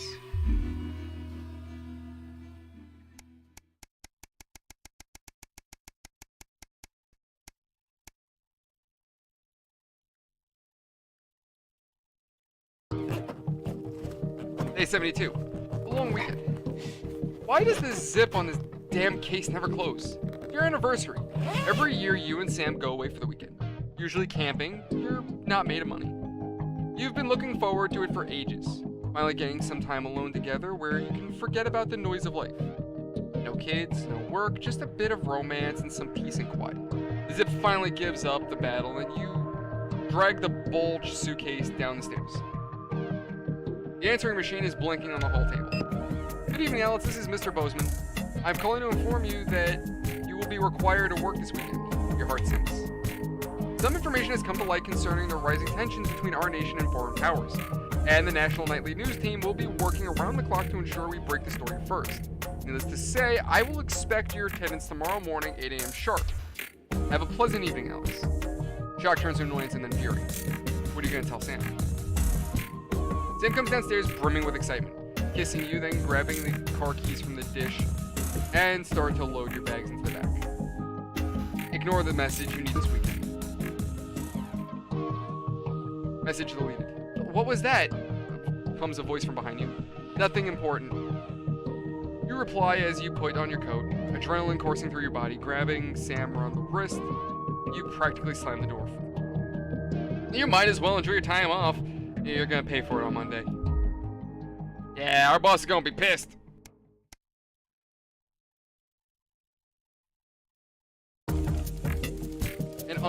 Day 75, an unwelcome return. When you get to work Monday morning, you get some sour looks from your exhausted colleagues. A note sits waiting for you. The immaculate script is blood red. I'm very disappointed with you. Was it worth it?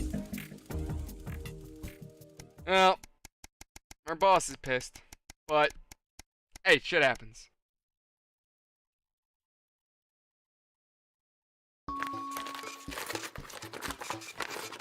Day 98 at permission slip. Your son Charlie hovers at your elbow as you read. Do you find yourself striving to achieve? Are you an active member of the team? Do you like reaping the benefits of cooperation? Join the advanced go-getters today, forwards together. This doesn't sound like the youth club he told you about. Charlie grabs the flyer from you and thrusts a form into your hand. So I can walk straight there from school, and Ben's sister can drop us off at home after. So you won't have to do anything.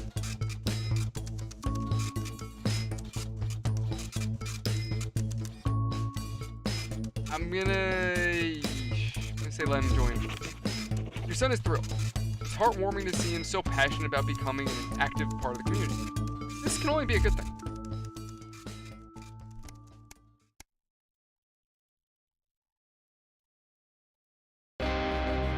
Day 101, a free ticket. Some guys at work gave them to me. They can't go. Sam stands in front of you, brandishing 2 tickets. You see the title in bold letters. Alan James is right in front of you. I'm really unsure. What do you think? Shall we go? I mean, free tickets are free tickets. He's a character. It'll be hilarious if nothing else. The show is entertaining, but much less funny than you thought. He's a powerful public speaker, and something about it sticks in your mind. Lying in bed that night, wide awake, long after Sam's breathing turns heavy, it hits you. It was the crowd. Not laughing, but roaring.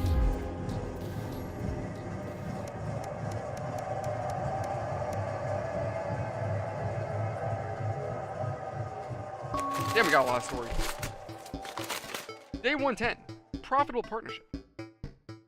After a particularly long day at work, you come home to find the post sorted into piles, as Sam has taken to doing recently. Most of it is the usual rubbish, but a letter with the increasingly familiar Advance logo and urgent respond immediately plastered on the front in a correspondingly urgent red font grabs your attention. Best get it over with. Dear Winston resident, this letter is to inform you that the advanced government has taken another step forwards in our fight for equality. By nationalizing the largest private corporations and redistributing their resources among the citizens of this great country, the Partnership Bonds program ensures that wealth created by the people is delivered to the people. You don't remember this being in the manifesto. Every household will become a partner in one of 3 carefully selected institutions, chosen by Advance for consistent high performance and financial security. Please note, all returns are based on public opinion and cannot be guaranteed. Please select one of the following. It's ID folder, whether it's cosmetic. Sport trail. Let's go. Oh wait, no. Let's go with Crazy Neil. I think Crazy Neil. Thank you for making your selection. Please return this form using the envelope provided. You'll receive a report from your partnership in 3 to 6 working months. It seems even Advance can't defeat the quagmire of governmental bureaucracy. The future of this nation is in partnership. Forwards together, Julia Salisbury and Peter Clement. Just how much influence could you have?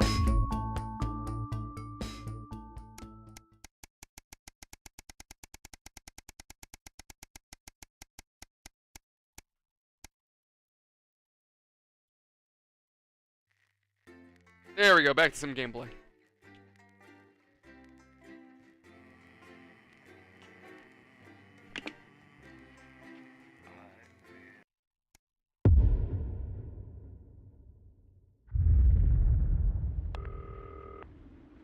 Good evening, Alex. Oh boy, it's the boss. Here, your boss. While you're powering up and getting the adverts loaded, I thought I should just tell you that we've had one of those public information films from the government, and it's mandatory that you play it. You still have a free choice for the other 2, so read those tape labels carefully, but make sure you play the advance advert, preferably at the second break. Right, that's the lot. A great show told him. My God, that weather looks nasty. Oh, how's it going with Steve? Why are all men such pricks? That one, eh? Apparently he has a complicated relationship with his fate. No. Sorry, are you saying he chose his imaginary friend in the sky over you.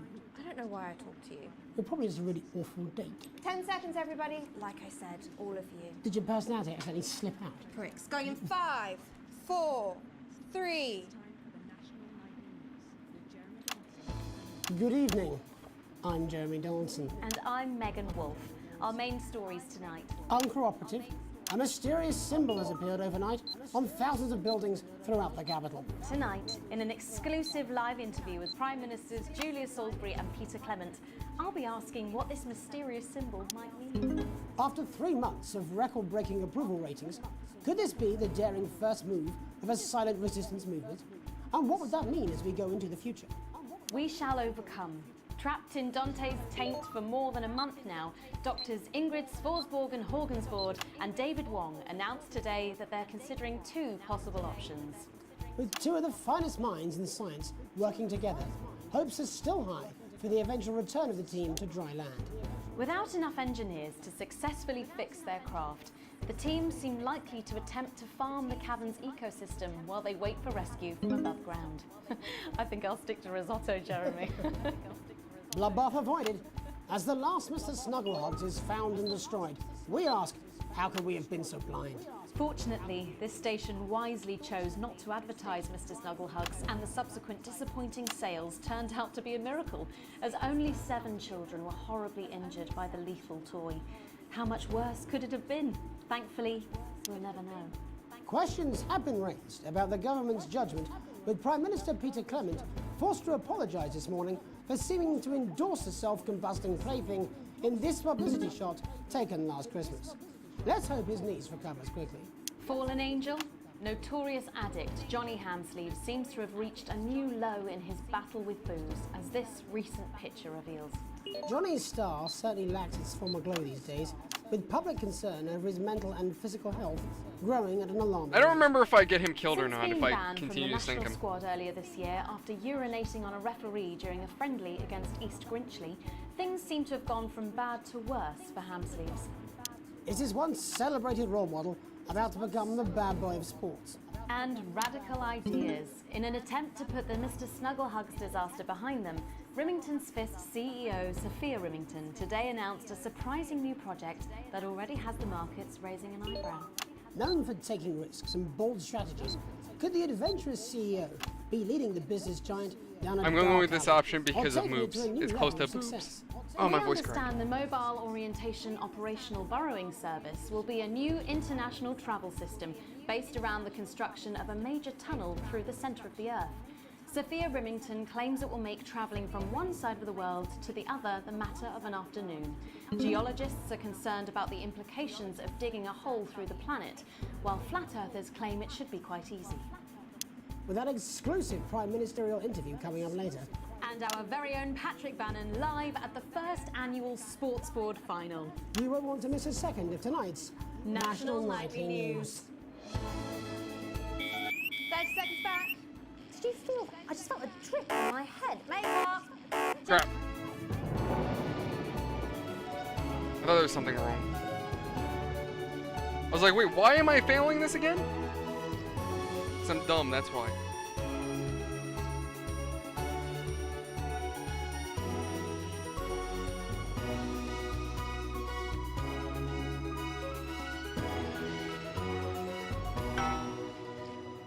But first tonight, while Advance is certainly proving popular with the majority of the country, who've seen their wealth and standards of living increase considerably, for some, the transition has not been as pleasant.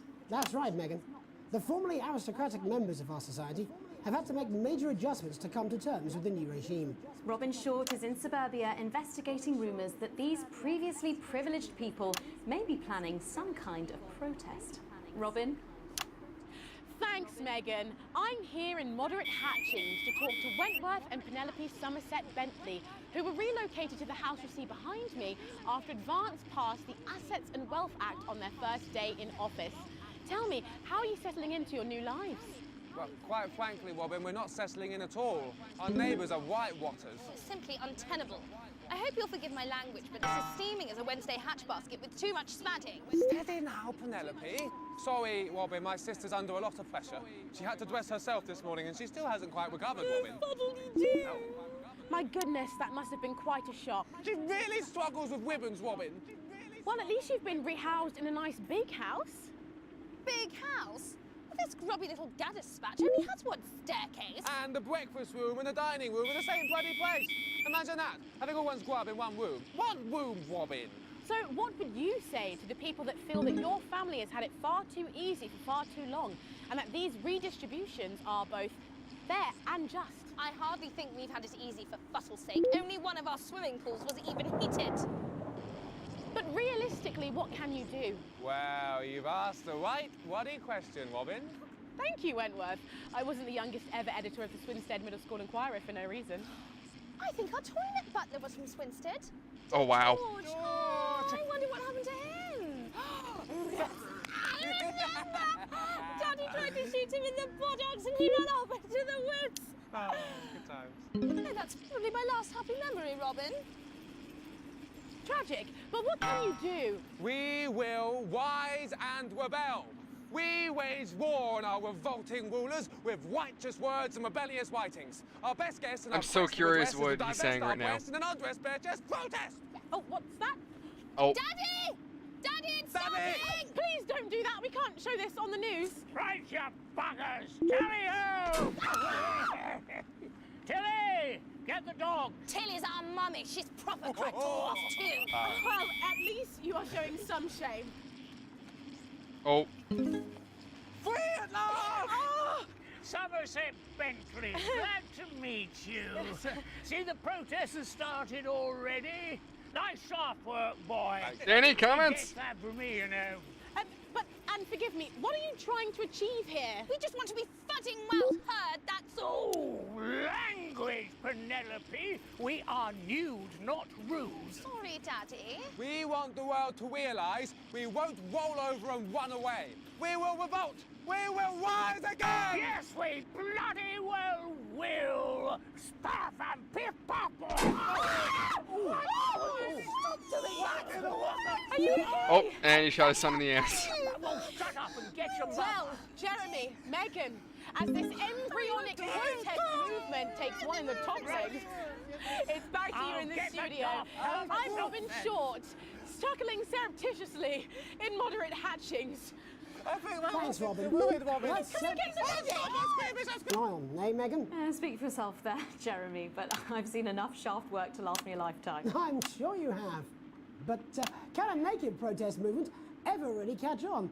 It doesn't seem like the way we do things in this country. But as I'm sure you're aware, Jeremy, this country is becoming a very different place. Yes, but seriously, who's going to run around naked in our weather? Hopefully not you, Jeremy. Yes, well, there wouldn't be enough canvas for the slogans. When we come back, our very own Patrick Bannon will be live from the Sports Board Finals. Stick around, you won't want to miss it. We'll be back after these messages. 1 minute back. Oh, sorry, I'm busting. Oh. She's funny. Yes, I know. I think it's very endearing. She wants your job. She's welcome to it. Why is it raining on my desk? Alex, Bozeman, we're getting reports in that naked protesters might try and spoil the sports board final by waving their fleshy bits about. Try and make sure you don't broadcast it. It's 6 p.m. for God's sake. No one wants to see fannies on the news. Bozeman out.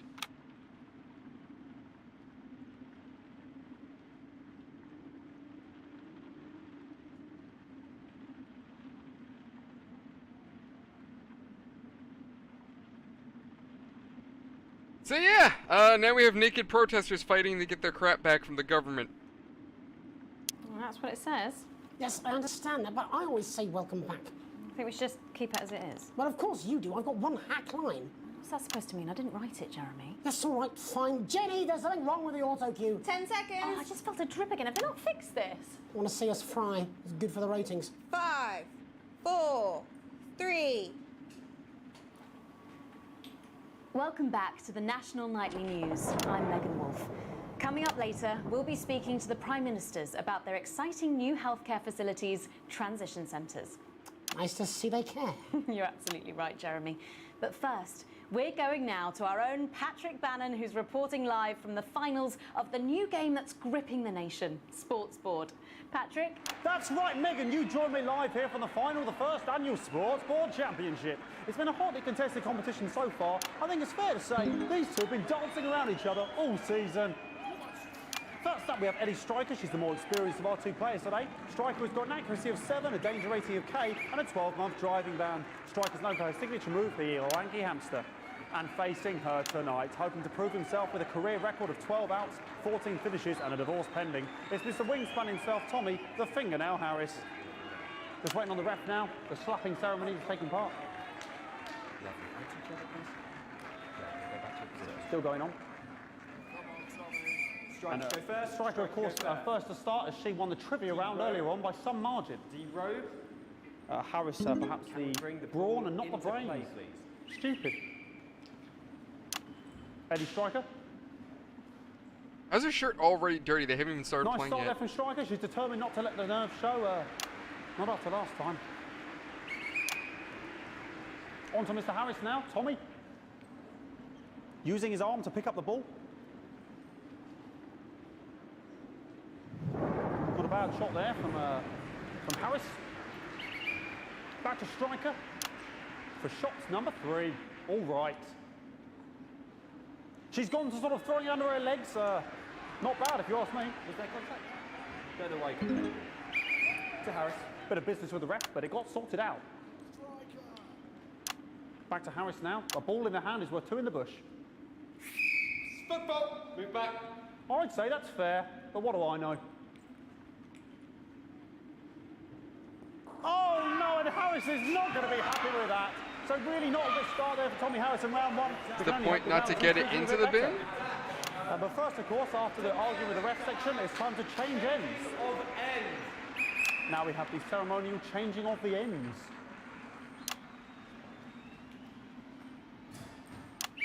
And of course, now they go back to the starting positions, as that makes sense.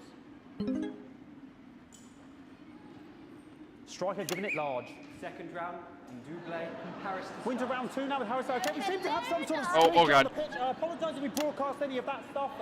She appears to have slogans across her breasts and arse. Try and ignore all of that. Security, I'm sure we're going to take them out as soon as possible. Apologise if we broadcast any of that. As I said, we're going to get she's the a mother, situation resolved sister. as soon as possible. Oh, no, wrong camera. Wrong camera. Oh, I'm jeez. struggling to follow. Because it's quite an eyesore, and women's body, yeah. All right, great. Okay, so back into round 2 now, and Harry's absolutely determined to close that massive gap. Eddie Striker. No, it's just some of the tightest play I've seen ever. Harris. And was that the fitted thumb screw? We haven't seen that since the Heats. What a brilliant move. Back to Striker. And we know what that means, ladies and gentlemen. That is, of course, the ground sound. Excellent bit of play here on both sides of the bucket. I don't know about you at home, but I'm finding the technical mastering display here absolutely blooming jaw-dropping. The ref has spotted something in Harris's neck or head. And Harris is having an absolute shocker. What a miserable start there for Tommy Harris. But he is a late bloomer, of course. I'm so confused by what the hell is going on here. Hey, I know I've done this before, but I'm still confused. Sponsored by Remington Smith. On my whistle, on my whistle. Nice piece of music here to start the half-time show. Okay, another posh Oh, protest salute on the this court guy here. again. We can only apologise for that. We'll do our best to shield you from having to look directly at it. Is running around here with his genitals on display for all to see. And ruining what was shaping up to be quite the dance interlude there. Now he's thrusting himself in Harris's face. Security is on it. And the bucket has been knocked over. I cannot stand it when the bucket gets knocked over. Hopefully he'll get taken out now. Genitals flying around for all to see. Really, if you ask me, not Sunday morning television. And out of there, hopefully taken away. Yeah, again, I give the actors credit that they were willing to do any of this. Ball boy cannot be in the final pose. And a lovely finish there on both sides of the bucket. I wouldn't like to call that one. And as we head into round 3, I'd love to know what's going on in these two players' heads. But unfortunately, because of science, we can't. Thank you, thank you, thank you.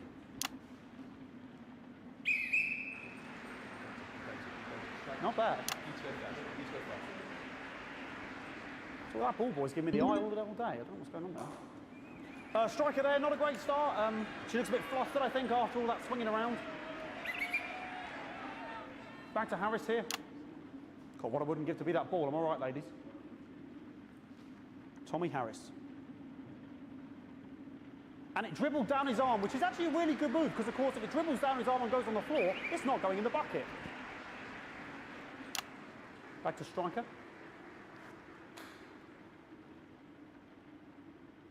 And striker's gone for the animal bonus there, but of course, perhaps...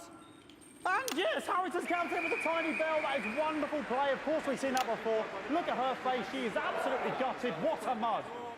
That could have been the clincher. What a massive shame. Harris receives possession now. Harris to serve now. Harris, of course, undefeated by Kestrel in his last 4 battles. So, at least they're not singing.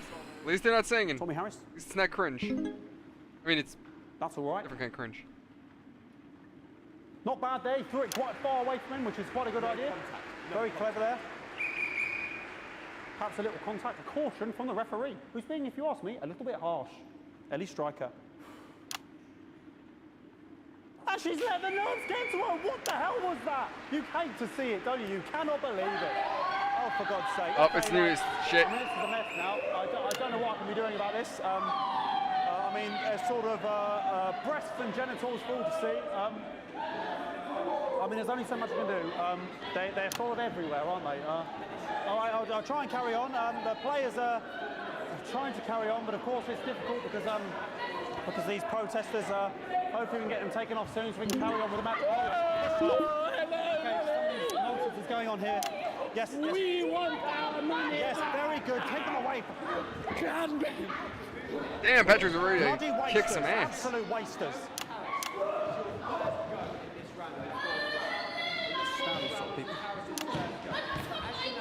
Oh, jog on! This is the mine round.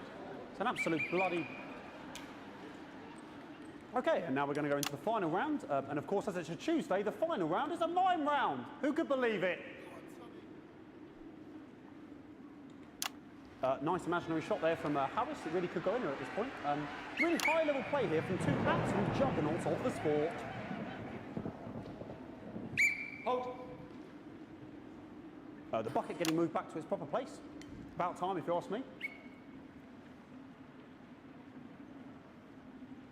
She's juggling it around from her hands. Interesting. And she's put it in her mouth like as if it was an egg. And now she's and she's spat it out. She did the egg spit. So a wonderful move there, quite late on. Illegal spit. From striker. But she's in it to win it. Harris's ball. On it like a car bonnet. Tommy Harris here, having a bit of beef.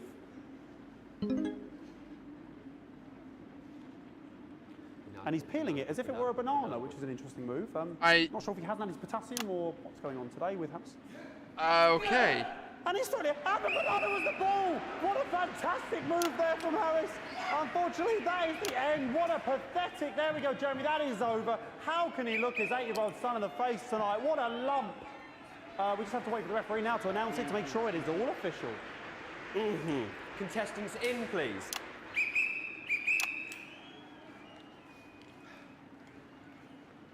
And the winner of the first... Yo, Seth, what's going on? Sports Board What are we watching? I have Championship no idea at this point, but is...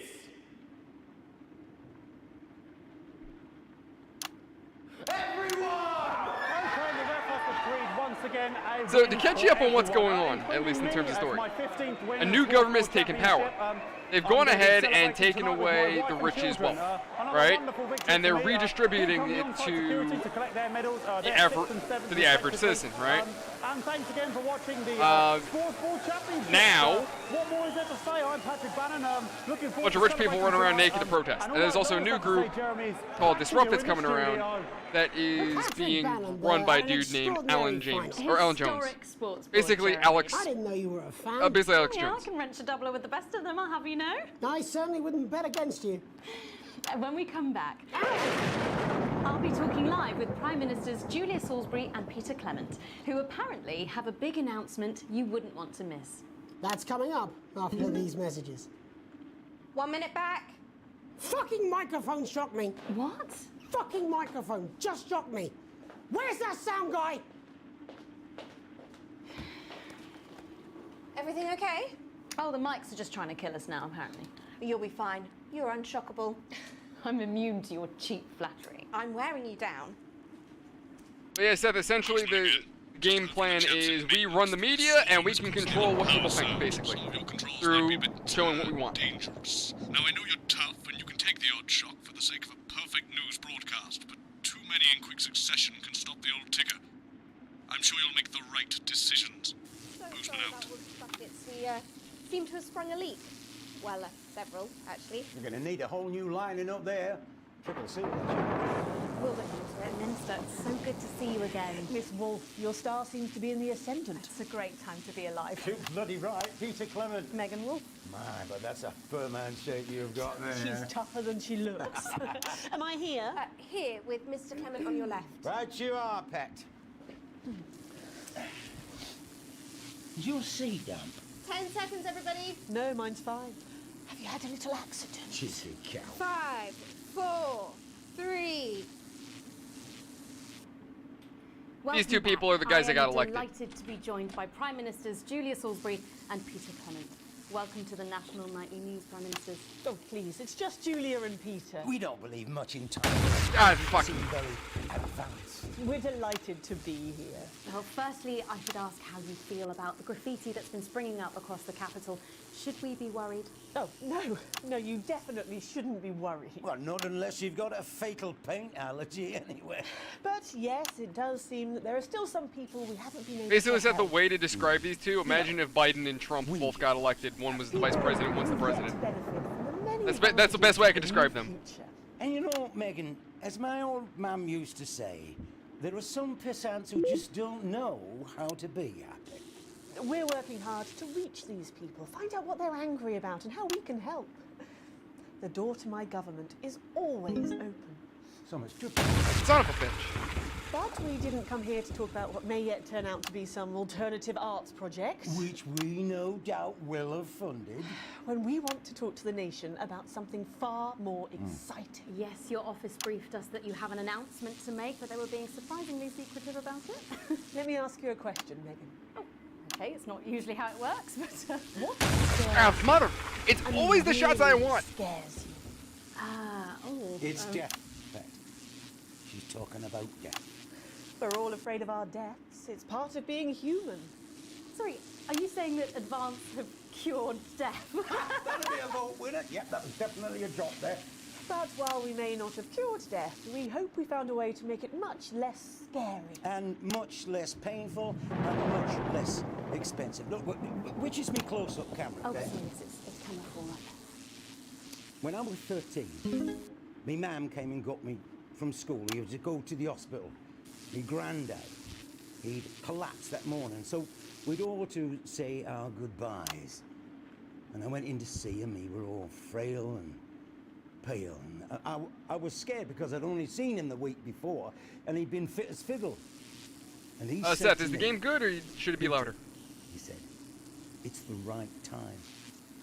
I don't ever want to be a burden to the people I love.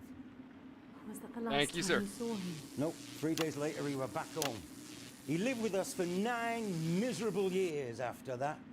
He had to be fed with a rubber spoon. He had a commode, so he'd just take a shit right there in the lounge while we were watching football. He wouldn't even wait till half-time. That sounds... It was awful. It were awful for us, and this is the point. It were awful for him. He could see it was destroying me, man, watching him slowly fade away. And he would beg her to turn off his breathing equipment at night, but she couldn't, or she wouldn't. It were a crime, you see. And she didn't want to lose the children, as well as her old man. No family should have to suffer like Peter's did. And now no family will have to. The health service is today opening the first of 300 new transition centres. The transition centres will handle everything for your last days. The legal, financial, medical and emotional costs are all catered for and paid for by the government. So, even the poorest citizen gets to pass on with dignity when they choose. And that choice is important. This is a service only for people who choose it. For people who feel they run their course and don't want to burden themselves or their families with a slow, long, humiliating decline. This microphone has just given me an electric shock. Are you okay? I don't know. I think it's from my asshole. Oh, we're still on the air, Peter. No, yes, sorry. My apologies. Oh. Are you not worried that this new system might be open to abuse? In what way? Sorry. I've got sacked again. Can I get a little bit of help here, please? That the older generation might feel somewhat... God damn, this guy's getting hit. Right, no, this bastard's coming off. Sorry, the older generation might feel somewhat coerced. Coerced into spending their final days eating gourmet food and drinking fine wine and luxury spas and gardens. Look, I am perfectly capable of... No, this is no, Seth. This is a very poor interview for the Prime Minister.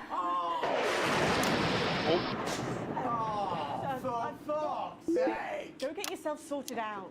Right. We're launching a government information film tonight. It should tell your viewers everything they need to know. You really do move at a breathless pace. It's hard to believe you've yet to be in office a year. Oh, Megan, we're only getting started. And on that note, thank you both so much for being here. Jeremy. Right, yes, that's all we have time for tonight. Thank yous go out to our guests. Congratulations to all the winners at the Sports Board Final. And we'll see you tomorrow night at the same time. My name is Jeremy Donaldson. If you can, have a peaceful night. And we're out. Good job, everybody. Right, that was scripted. Do you suffer from So they just... I don't suppose there's any way this could be a good thing. So the thing that's scary is when you listen to the things that they're doing in this game, sounds a lot, if you reword it, sounds a lot like the shit that's going on nowadays. Oh, I think the game bugged out.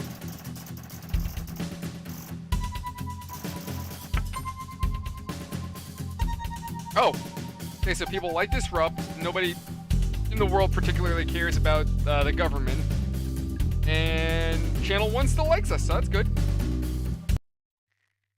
But that's the really cool thing about this game. It puts, I would say, real world issues into an, like, they reword it in a way, giving you a different perspective.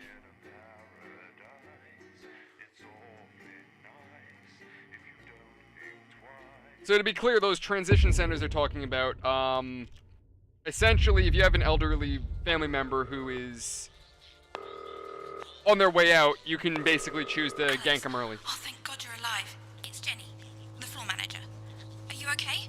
Alex, you need to get it together. Look at the broadcast screen. Just look at it.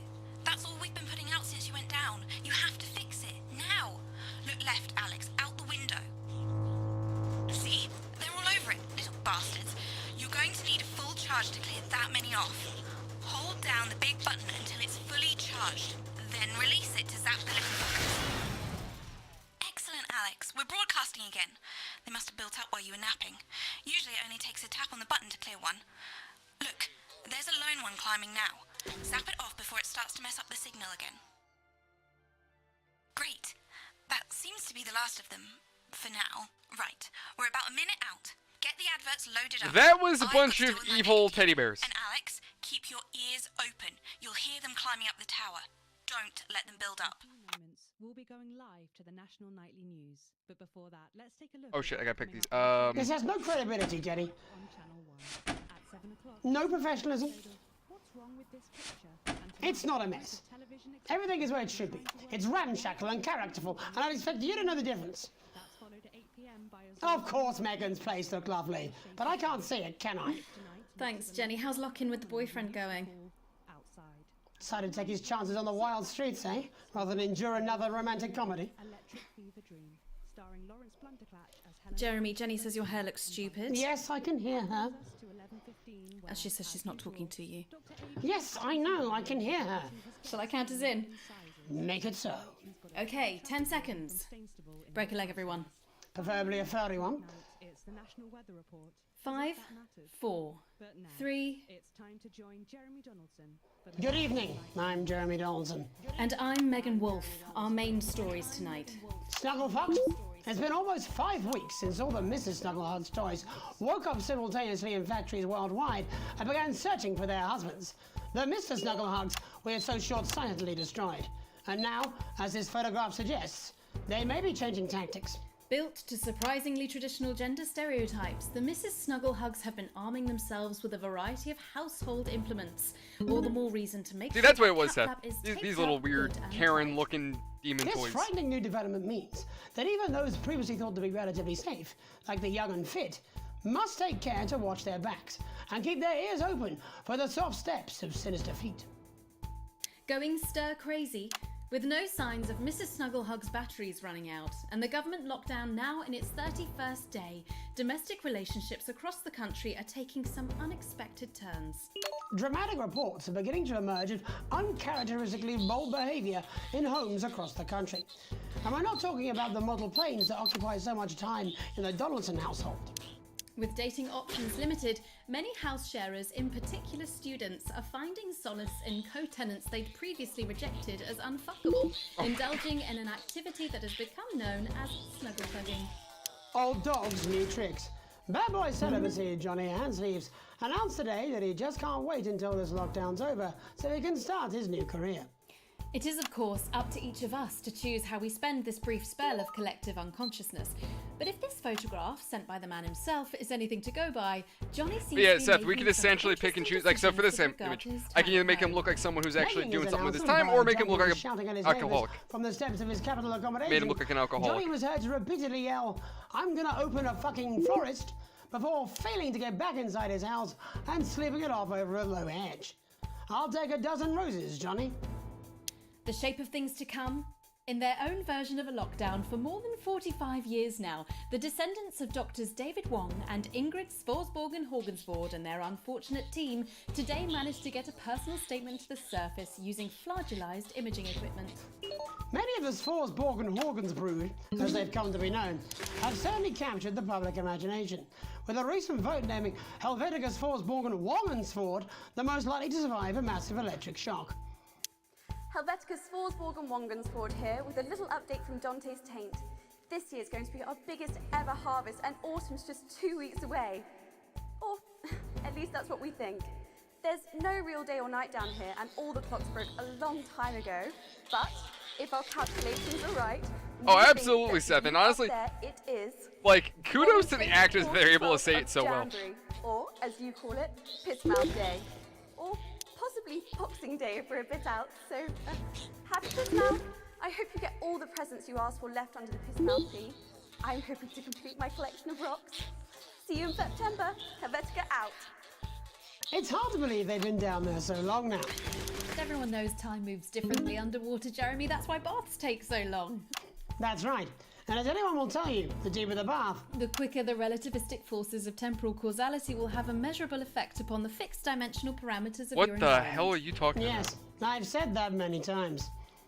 Papers, please.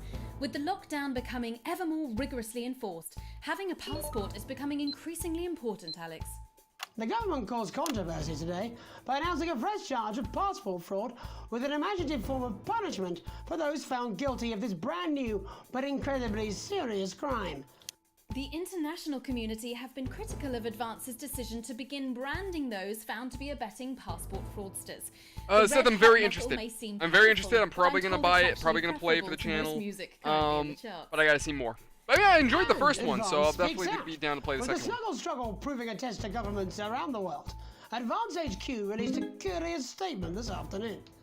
In the accompanying release, they asked us to stress that they have been listening, and that this should be taken as a response to how the people really feel. We've certainly done our bit on this show to contribute to the political climate. But let's not forget, How we behave in our home lives is what really matters. Let's hope it's not just me who filled out that questionnaire, Jeremy, or we're all in trouble. Let's play that statement. Good evening.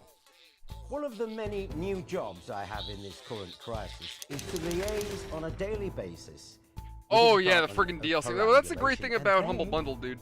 Is they'll sell the DLC in like packages. Now these are genuine requests from citizens for permission to go outside. Now I would like to share a few of these with you tonight under the loose heading of what the fuck is wrong with you people? How difficult is this to grasp? So I'd like to start with James from Angerhampton, who says he needs to go out because there's a duck in the park that I like to try and feed on a Friday. I call him Mr. Quackington, and I think we're really starting to bond. No, James. Alex, they're on the tower. Art. And then Katie from Self-Righteous-on-Sea wants to go out so she can deliver Oh my god, homemade these meals goddamn to teddy the bears. elderly. No, Katie, stay at home. Your casserole's dire, and Shirley can get by with tins of creamed rice from the 1950s. And you, Lewis, from Hamble Bamblebury, those screams you heard in the alley last night behind your house are best left to the police. Now, I want to make this as clear as I can. Think first, stop sending me stupid, sodding requests, and stay inside. Pretend it's not happening until we tell you it's all over. Thank you. Ridiculous stuff. Later tonight, Jeremy will be probing heartthrob reporter Patrick Bannon, while I take a deep dive into some controversial opinions with two familiar faces. And then, in our third segment, and presumably because our editor is also working from home, there's going to be a bloody quiz. I can't wait. Don't do that.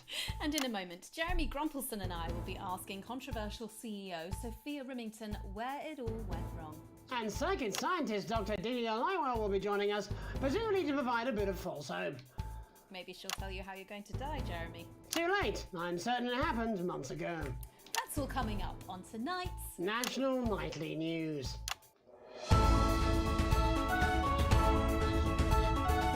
Oh, so at this point I'm ready for it. These goddamn teddy bears don't give up.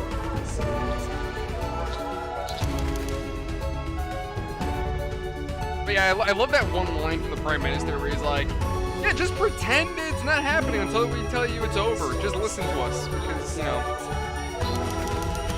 we should all just believe what the government says.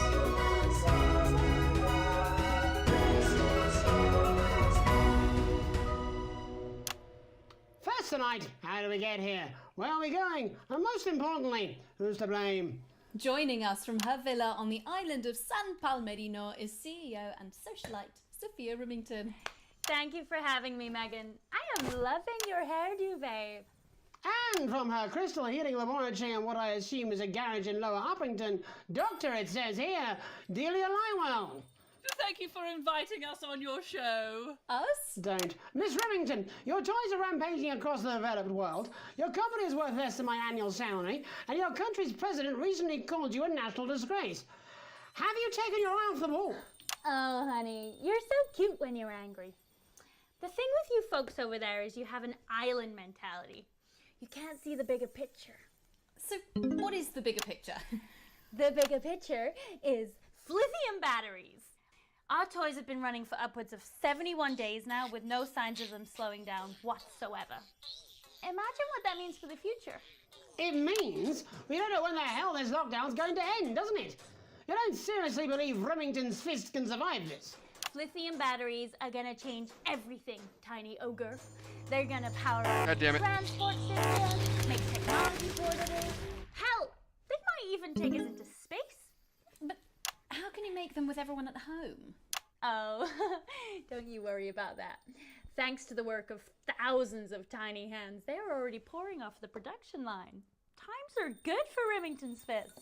But surely you have So no she's future. using child labor. Excuse me, hello, yes, if we might. This is our area of expertise. What, multinational economics? The future, Mr. Donaldson, to which we are all connected. Yeah, okay, I'll buy it. Why not? There's clearly nothing better to do. So, what is your scientific process telling you about the future of Sophia Remington, Doctor? We see her on a balcony. Foreign soil, but not foreign land. An age will pass. Fascinating. Wasn't it just? Delia, you are amazing. We have to fly you out here to the island to do that for my guests. They're gonna love you. Unfortunately, all flights are grounded because of your tiny, deadly stowaways. Not all flights, honey. Dee, call me. And you, Maggie. The more the merrier. Bring your swimwear. Miss Remington, you seem completely ignorant to the seriousness of the situation. Do you take any responsibility at all for the global crisis? Careful! It's a trap. It's not a trap. Why are you helping her? She seems fun. You bet your ass I'm fun. Please answer my question, Miss Remington. Listen, are lithium batteries the most incredible invention the world has ever seen? Probably yes. But, in fact, who am I kidding? It is definitely yes. But will they last forever? I don't know. One day, all the Mrs. Snugglehugs will just stop. It'll be like a miracle. And then we can all go back to the grand tradition of buying products again. Because I really don't mind telling you this. It is really getting our bottom line. Except for sponges. We seem to be selling an ass load of them. Dr. Lywell, do you have an indication of when or how this might end? Well, it's not an exact science. Not even a real one. But our senses tell us that there will come a day when there will be clouds in the sky, the grass will be rich and verdant, and the birds will sing at dawn, and that shall be the day when we walk forth again. I find that strangely comforting. That could literally be any day.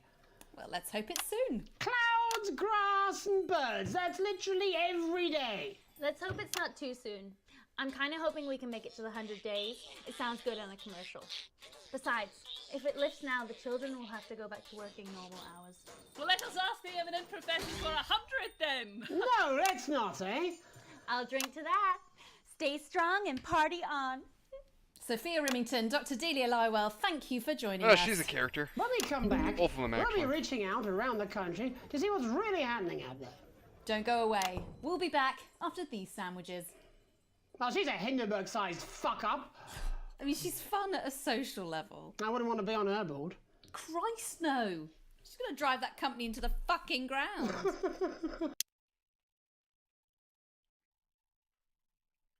Yeah, like I said, they're both friggin' characters. I like how now the friggin' Oh. It's Dave.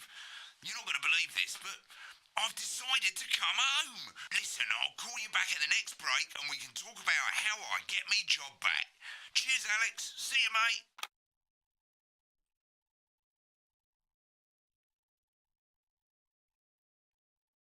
That is Crazy Dave, right? Yeah, because I think I had them work with us. Yeah, I think as long well, as he's it's been making a money, long we'll be time making coming. money. Oh, exactly. You said it. I've said it. Seth, your thoughts? He must Other know. than the He's not breaking button. stupid.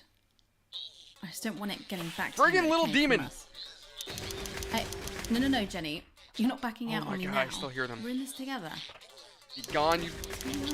We're getting it.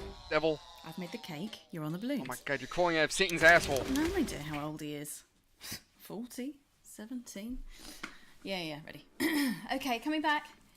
In 5, 4, 3... Welcome back to the National Nightly News. I'm Megan Roof. Now it's time to take a trip around the country to hear how the Oh my God, lockdown go might away! impact the nation from some friendly faces. Joining me are respected academic Katie Brightman and author of Alan James's Kites, Alan James. Thank you for joining me. It's a pleasure. Thanks for having me, Megan. Thanks, Megan. It really is a pleasure, Katie. I enjoyed our little heated encounter. I wish I could say the same. So first off, Katie, how are you coping? I'm holding up okay. The lockdown directive was so sudden that, like many people, I haven't been able to get home. Oh no, what happened? I was staying at a hotel after an international policy convention, and we had a particularly heavy night out. You know what economists are like. Notoriously hate splitting the bill. And I overslept, and as you can imagine, I've been here ever since. But there are certainly people much worse off than me. Exactly. My tour has been cancelled indefinitely, and I've had to refund every single ticket, even the cheap seats. Oh, Alan, I'm so sorry to hear that. Yeah, people are being quite rude about it. They don't seem to realise I've already spent it filling the beach house with beef. The crisis claims yet another victim. So, this is just a reminder that my book, Alan James's Writings, is now available in paperback. Unbelievable. What was that? You're unbelievable. So, Katie, how do you think this might affect the economy? Should we be worried? Very, Megan. Not to sound dramatic, but this could be catastrophic. Unemployment has skyrocketed and, frankly, it will be a miracle if a lot of businesses can survive this. There you go, scaremongering again, spreading this latest liberal hoax. That's what they want. They want us quiet. Shh. They want us compliant. And they want us inside. A hoax? How on earth can you say that, Alan? Well, I haven't actually seen one of these supposed toys. Have you? I've seen plenty of them. They're little demons. But did you know 3,000 people die every year from regular toys? That's a lot of people. And this is no different. You're just as likely to be hunted down by a yo-yo or a tennis racket. He makes an excellent and persuasive point, Katie. Don't listen to her, Katie. The press are the enemy of truth. She's agreeing with you, Alan, you absolute shit. Well, then I must be wrong. Alan, are you now recanting your statement that these toys aren't dangerous? People are saying they're just like normal toys, and that simply isn't true. Corrupt media lies. And Katie, how do you respond to Alan's claims that Mrs. Snugglehugs might be dangerous after all? I suppose I guess I'm agreeing with him. Thank you, Katie. I appreciate your support.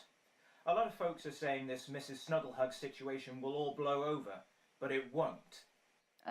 Yes, right, exactly. We need decisive action from the government. We need huge financial support to protect our workers and our businesses. We need to support the vulnerable, and we need to repent. Exactly right, Katie. We brought it on ourselves with all our liberal indulgences like art, cake, and healthcare.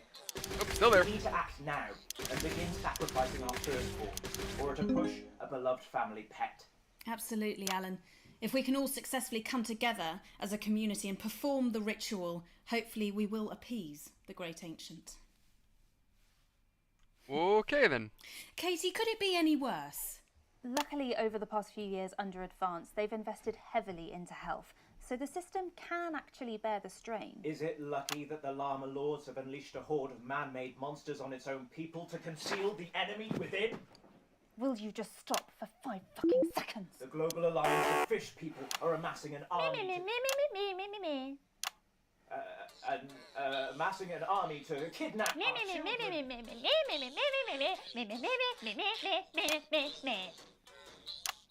That's you. That's what you sound like. But Me. I don't sound like that. Yes, you do. You do, Alan. You do sound like that. And that's why no one wants to be your friend. I've got loads of friends. No, you haven't. I don't think you do, Alan. Had this become a friggin' like high school abuse? I'm not lying. You are. Oh, good They're one. just bullying this guy at this point. Well, I'm telling. Alan James, Katie Brightman, thank you for joining me. Some real food for thought there from two of the territory's leading minds. Any moment now, I'll be heading over to Jeremy, who is going to be bringing us an up-to-the-minute report of the status of the nation. Over to you, Jeremy. Thank you for what I'm sure was a reasonable debate which really contributed to the national conversation. Next, out on the streets, someone who's always doing exactly that. It's Patrick Brannan. Are you there, Patrick? Hello, Jeremy. Yes, hello, I'm here. I'm here live. Apologies for the quality of the broadcast today. Couldn't find any cameramen or women brave enough to come and join me, so I'm out here on my own. Right, and can you tell us what it's like out there? Yep, I can. It's as you can see behind me, the streets are currently completely deserted. But my question, Jeremy, is just how long? I mean, could there be danger lurking just around the corner, waiting to end the fledgling career of this young policy journalist before his full potential is even realised? Will he die, underappreciated by management, and frankly, if you ask me, very, very much underpaid? I don't think there's any danger of that, Patrick. What's that on your jacket there? Oh, that's actually a sponge. What I've done here is made a snuggle-proof jacket, Jeremy. The network didn't bother sending me any PPE, so I've been forced to improvise. In fact, showing the sort of resourcefulness that would make me an ideal candidate for, I don't know, for example, an anchor position starting whenever they'd like. From your point of view, Patrick, just how safe are our streets? Not safe at all, Jeremy, not safe at all. I'd recommend people staying inside, following government advice and not putting themselves at any risk at all. Unless, of course, like me, it's for groundbreaking journalism reasons. Mm-hmm. And just where are you, Patrick? I'm in the street, on the street. Which street? I think I'm struggling to hear you, actually, Jeremy, there. Which street? Which street are you on? Oh, which street am I on? Oh, God. I'm just looking for a sign. There it is. I'm on Bannon Avenue. Bannon Avenue? Yep. Bannon Avenue. Yeah, no, I can hear you fine. Yep, I'm on Bannon Avenue on the sign, it says there. Like Patrick Bannon? Oh, yeah, that's strange. That's a weird sign. I don't know what's going on there. Where are you really? I'm on Bannon. Alright, fine, I'm not on Bannon Avenue. I'm at home, to be honest. Alright, fine. Well, I'm in my bathroom, technically, but, you know, I couldn't face it, to be honest, mate. It's, you know, it's terrible out there. I don't want to go outside. They're everywhere. I'm sorry for lying. We don't expect any less of you, Patrick. Can you hear that sound? What the hell's that? I can, yes. I'm no expert, Patrick, but it sounds unmistakably like a tiny fist tapping on your door there. Oh, fuck, it does. Oh, fuck, Jeremy, shit, no!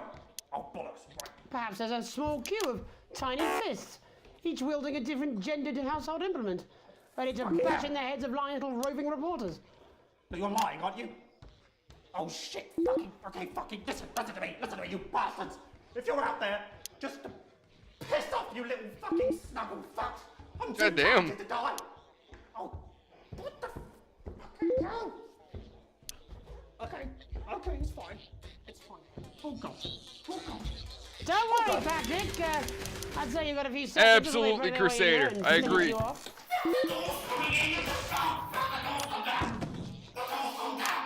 What's going on, dude?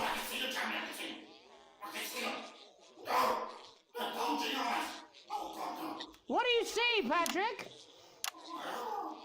What's the only Satan? Oh God, no! They're coming to all this. They're coming. No, you fucking little shit.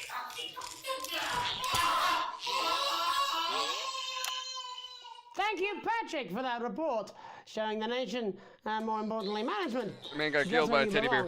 It's time for another break, but when we come back, we'll be hoping to take your mind off the world for a little while, and who knows, maybe even bring you a few smiles. Join us after this. The hell was that? You're damn right. Yeah, I had them delivered. Yes. Anybody notice that sun there? Bannon Avenue. Was it there the whole time?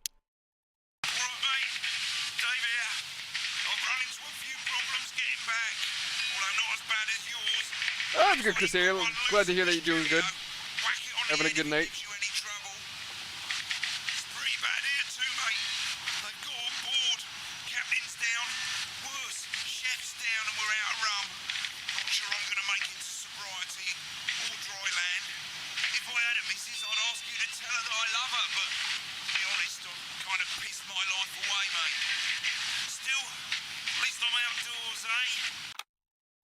Okay.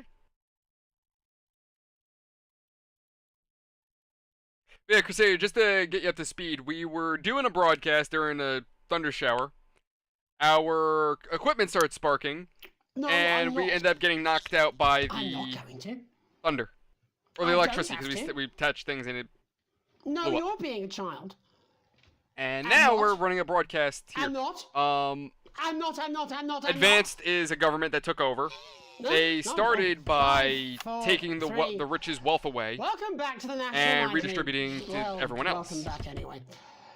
We know isolation isn't easy, so finally tonight we have something a bit different for you. Even though some people felt it's not our job to entertain the public with absolute nonsense. Oh yeah, other, this is the last more segment important for this people episode, but it overruled gets those people. cringe. So it's time to find out who will National Nightly win and who will National Nightly lose. Fuck off, Jenny. There's one thing to do this to me. There's not doing to do. Man who knows all about playing. Crap. It's Tommy Harris. I thought I was supposed to go Hello, with Tommy. All right, Johnny. It's good to see ya. And how are you Yeah, I finding screwed the that up, lockdown, Tommy? What do you mean lockdown? The enforced isolation of everyone in the country. Ah, yeah. I think I heard about that actually. Yeah. You're in bed, Tommy. Yeah. You called during nap time, so. Of course, that's my fault. So, why don't you tell us how the game is played? Well, it's pretty simple, Jeremy, you sausage. I'm going to ask contestants from around the territory 3 questions about what else? Yours truly. And those people are going to get a chance to win a very special prize. And what are they playing for, Tommy? Drum roll, please. Jeremy. Oh. Thank you. This. You little demon. What is that? It's my athletic support, Jeremy. Oh. But I've signed it, so. Oh, well then, what a fantastic prize. Have So he's going to be giving away his jockstrap as a reward. In a lifetime prize, Jimmy. I believe we have Angie on the line. How do you feel about winning this man's old pants, Angie? I've never been so excited, Jeremy. And can I just say, I love you. Both of you. Well, you've said it now, haven't you? Oh, Angie, I love you. In a way. Tell us about yourself, Angie. Well, what can I say? My name is Angie. Always has been. I'm a human woman, and my dental hygiene has been described as acceptable. Brilliant! Right, well, shall we get this shambles underway? Absolutely, John. Can I get 30 seconds on the clock, please? We haven't got a clock. Yeah, I did ask for a clock. So... Well, why don't you start, and I'll stop you when it inevitably becomes unbearable to watch. I love it. All right, here we go. Time starts now. Question 1. When is my birthday? The 13th of August at 7:19 a.m. That is absolutely correct. Question 2. What? I said, what is my favourite colour? Crushed praline 4. Correct, the colour of my nipples. And finally, Angie dear, what is my star sign? That's a trick question. You were born outside of the human understanding of the cosmos. Unbelievable, that is correct. Stop the clock. Wow, that really was tough to watch. How did you do, Tommy? Well, Angie, my love, you got every single question right. Which of course means you lose and win absolutely nothing. Thanks for playing, Angie. Bye. Do we have another contestant on the line at Jelly Bean? We do indeed. We should have Sonia Artleach. Are you there, Sonia? Of course I am, Jamie, darling. Thank you for being here, Sonia. Oh, there you are, Tommy. Mwah. Let me guess, you work in theatre, don't you? Is it that obvious? What gave it away? Was it the glamour or poise? It certainly wasn't your inherent sense of humility. Tell us about yourself, Sonia. Oh, well, if you must play this game. The guy next to Jeremy is a doucher. Theatrical agent. I represent the likes of Rudy Beefman, Samuel Coffee Cup, and Jodie Carpetburn, amongst others. And how's the lockdown affected you, Sonia? Well, they may have closed the theatres, shut the studios, and boarded the cinemas, but they won't get me that easily. How are you managing without You're any rumbling work? outside. Due to a savage clause in all of my artist contracts, I am able to claim my 15% from their unemployment benefit. Wow, that certainly is sharp. Standard stuff, standard stuff. And can I ask, where are you speaking to us from? Well, I work from home, you know, to keep costs down. And who's this? Oh, well, you know, when they gave the order, I was actually mid-meeting with a client, so we've been isolated together. No fucking way! What the fucking fuck? Is that Tommy Harris? I'm a huge fan. Can I just tell you how bloody brilliant you are? Actually, Jeff, we're about to play a game, aren't we, Tommy? We got time. Well, if it's not too bold, I think I am in love with you, Mr. Harris. No, it's not too bold. That's all right. Don't worry. Hey, I'd love to show you some of my stuff. I've been working on some new shit. Well, at least you're already aware. During lockdown, Damn it! I wanted to see how long I keep the teddy bear airborne. much younger children, haven't we? People still let you near their children, do they? Yeah, that's right. Yeah. I've been developing some shows for younger children. Well, we'd love to see it, wouldn't we, Gerbil? Absolutely dying to. Right, so, what do kids love? Timely child support payments from their absent fathers. Shallow and overproduced musical numbers? That's right. Animals! So, I'm trying to address the things that kids need to know, but through a medium that they'll understand. Do you understand? I think yes. I think so, yes. Jeff's one of my best clients, aren't you? I am, yeah. So, the first one we've been working on is called The King of the Jungle's Mortgage Repayments. It's about a lion who's having problems with his interest rates. I see. Does he have a broker? He does, yes. He's a porcupine. How did you know that? Well, your work is universal, darling. It speaks to people. I'm going to say something to you, mate. I think you're onto something here. Oh, the bear, Yes, right. This one is much better. So, this one tells the tale of Mr. Bear. Now, Mr. Bear is a very sad bear, because all of the other bears don't think that he'll amount to much, and they tell him that his plays are lazy and derivative. I think you're onto something there. Now, Mr. Bear is a tragic figure. Picture this. He's at his lowest ebb. The trees are closing in. He can't even face his salmon, can he? No. But then he meets someone that will change his life forever. This is fucking gripping. That's right. He meets a wise old octopus who takes him under his wing and says, "No, Mr. Bear, don't be sad. You're not like all the other bears. If it makes you guys feel any better, I think this is like the last cringe moment in the game. After that, it's semi-serious stuff. Fucking dreams. I think I love you, Jeff. And what you need... You know what? I'll forgive that one. The octopus, probably doing an 8-armed gesture or something. What you need to do to find happiness in this crazy old forest is you need to set yourself more realistic goals. It's called Mr. Bear Lowers His Expectations. Wow, you really have taken yourself to new depths. And what do you want children to... Okay, stop it. She's turned something off the plug, Alex. It's Jeffrey. There we go. My name is Jeffrey Donington. No, stop. How does it end? We need to know how it ends. Well, all the animals learn a thing or two about inevitable mediocrity. Yeah, and Mr. Bear settles down near to his parents' cave, stops trying to make his band happen, and he goes into bear telemarketing. Becomes a bear maths teacher. Oh, and we end...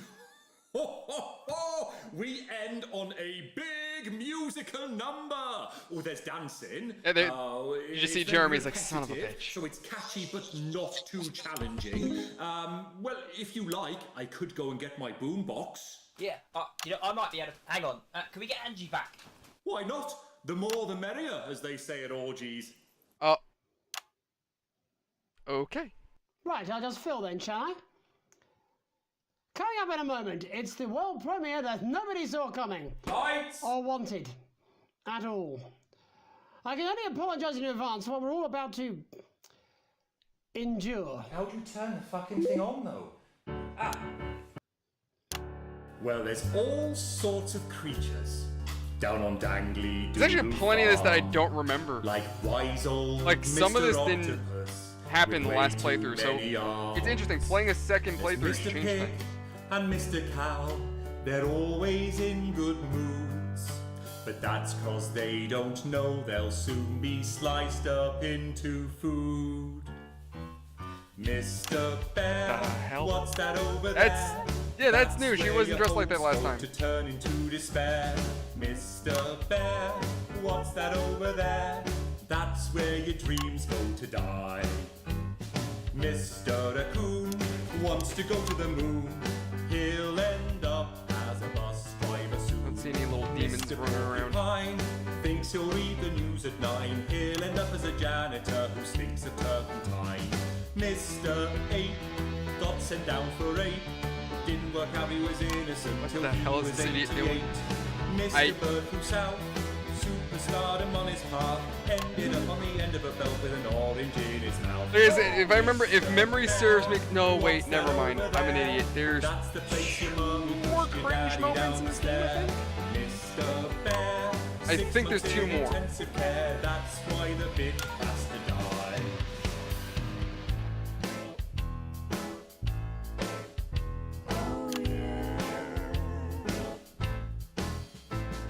The farmer thinks the dangly doodle creatures are asleep. Isn't this song But different Mr. too? Bear's a swinger like the pigs and cows and sheep. This is so different from the last playthrough I did. And always brings the fun and jerks off Mr. Quackington, who's always first to come. He fingers Mr. Badger's bum and Mrs. Donkey's quim. Then he fronts with Mr. Chicken till they both are quite done in. Then he runs around the farmyard trying to shove it where it fits, and ends the night by Hearing shove it where it gloating fits, over but Mrs. I'm Badger's thinking tits. something completely different. There's never a dull moment down on Dangly Doodle Farm, kids. Mr. Bear, what's that over there? That's the sound of maggots growing underneath your hair. Mr. Bear, what's that over there? That is your friends in a pie. Yum, yum. Mr. Bear, what's that over there? That's a giant spider in the shoe you want to wear. Mr. Bear, what's that over there? That is the end, that is nigh. That's where your friends go to lie. That's how you'll scream when you die. The song was different too. I remember him talking about your dreams going to die, That not. appears to have stopped. A big thanks to our guests for somehow managing to make lockdown slightly more awful. That's about all we have time for tonight. But before we go, one final story. Skinflint parent ruins daughter's future. It has emerged today that Alex Winston of 102 Nearby Street cruelly dashed Susie's dreams last Christmas in what critics are calling a remarkable demonstration of miserliness. Stingy McTight Bastard, as Alex is now called by daughter Susie, failed to see the importance of a broader cultural experience, denying the inquisitive youngster the opportunity to visit such mind-expanding places as the annual dissident hunt in Urkistan, the orgy houses of Spenland, or the legendary tilted village of Romantica, which is scheduled to slide gracefully into the sea sometime next August. Guess she'll never get to see that now. Spouse Sam exclusively told this programme, I don't understand why Alex would deny her this chance to meet people from across the continent. Because we didn't have money. 20 years of marriage. That's why we and now denied I'm her. starting to wonder if my partner is a bit racist. Looks like someone needs to cut their daughter a little slack. Maybe this story will serve as a massive electric shock to the nerves. My name's Meganie Donaldsworth. Have a grease-proof night. How's that? That bad, eh? I thought I did it Oh, shit. right. I thought I had the voice down. Yeah, I did think about cutting my hair too, but it hides my tiny second head. So, actually, Jenny, do you know where I can get one of those little do-it-yourself model planes? You know, the one with all the fiddly bits. I just feel like I really need to get into my inner journey. Oh yeah, definitely that, and a couple of cheap prostitutes. Yeah.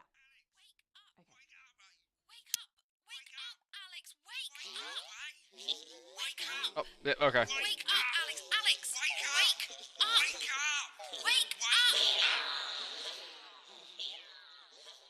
It was all a dream. Well, shit balls. Alright, well. Okay, so the world does not care for advance, the world doesn't care for disrupt, and Channel 1 hates me. Alright, but ladies and gents, that is it for tonight. Thank you so much for watching. If you've enjoyed, as always, if you enjoy this content, if you enjoy my channel, if you have any suggestions, comments, concerns, leave them in the comment section, or join our Discord where you can come chat with me and just generally hang out. This Saturday, I'm planning on doing maybe like a community live stream. So you guys can come hang out with us, game, and then I'll just stream it to the internet. So why not? So Saturday I'm probably gonna do that. If you don't want to use YouTube, I also have Odyssey and Rumble. I had a major mental block. I forgot the hell it was called. Rumble and Odyssey. I have an Odyssey. I have Rumble. If you don't want to use Discord, I have Guilded, so you're more than welcome to come join us there. I will see you all around the next one. Thank you everyone so much. Love you all. You're awesome. Fantastic night, everybody. See you around.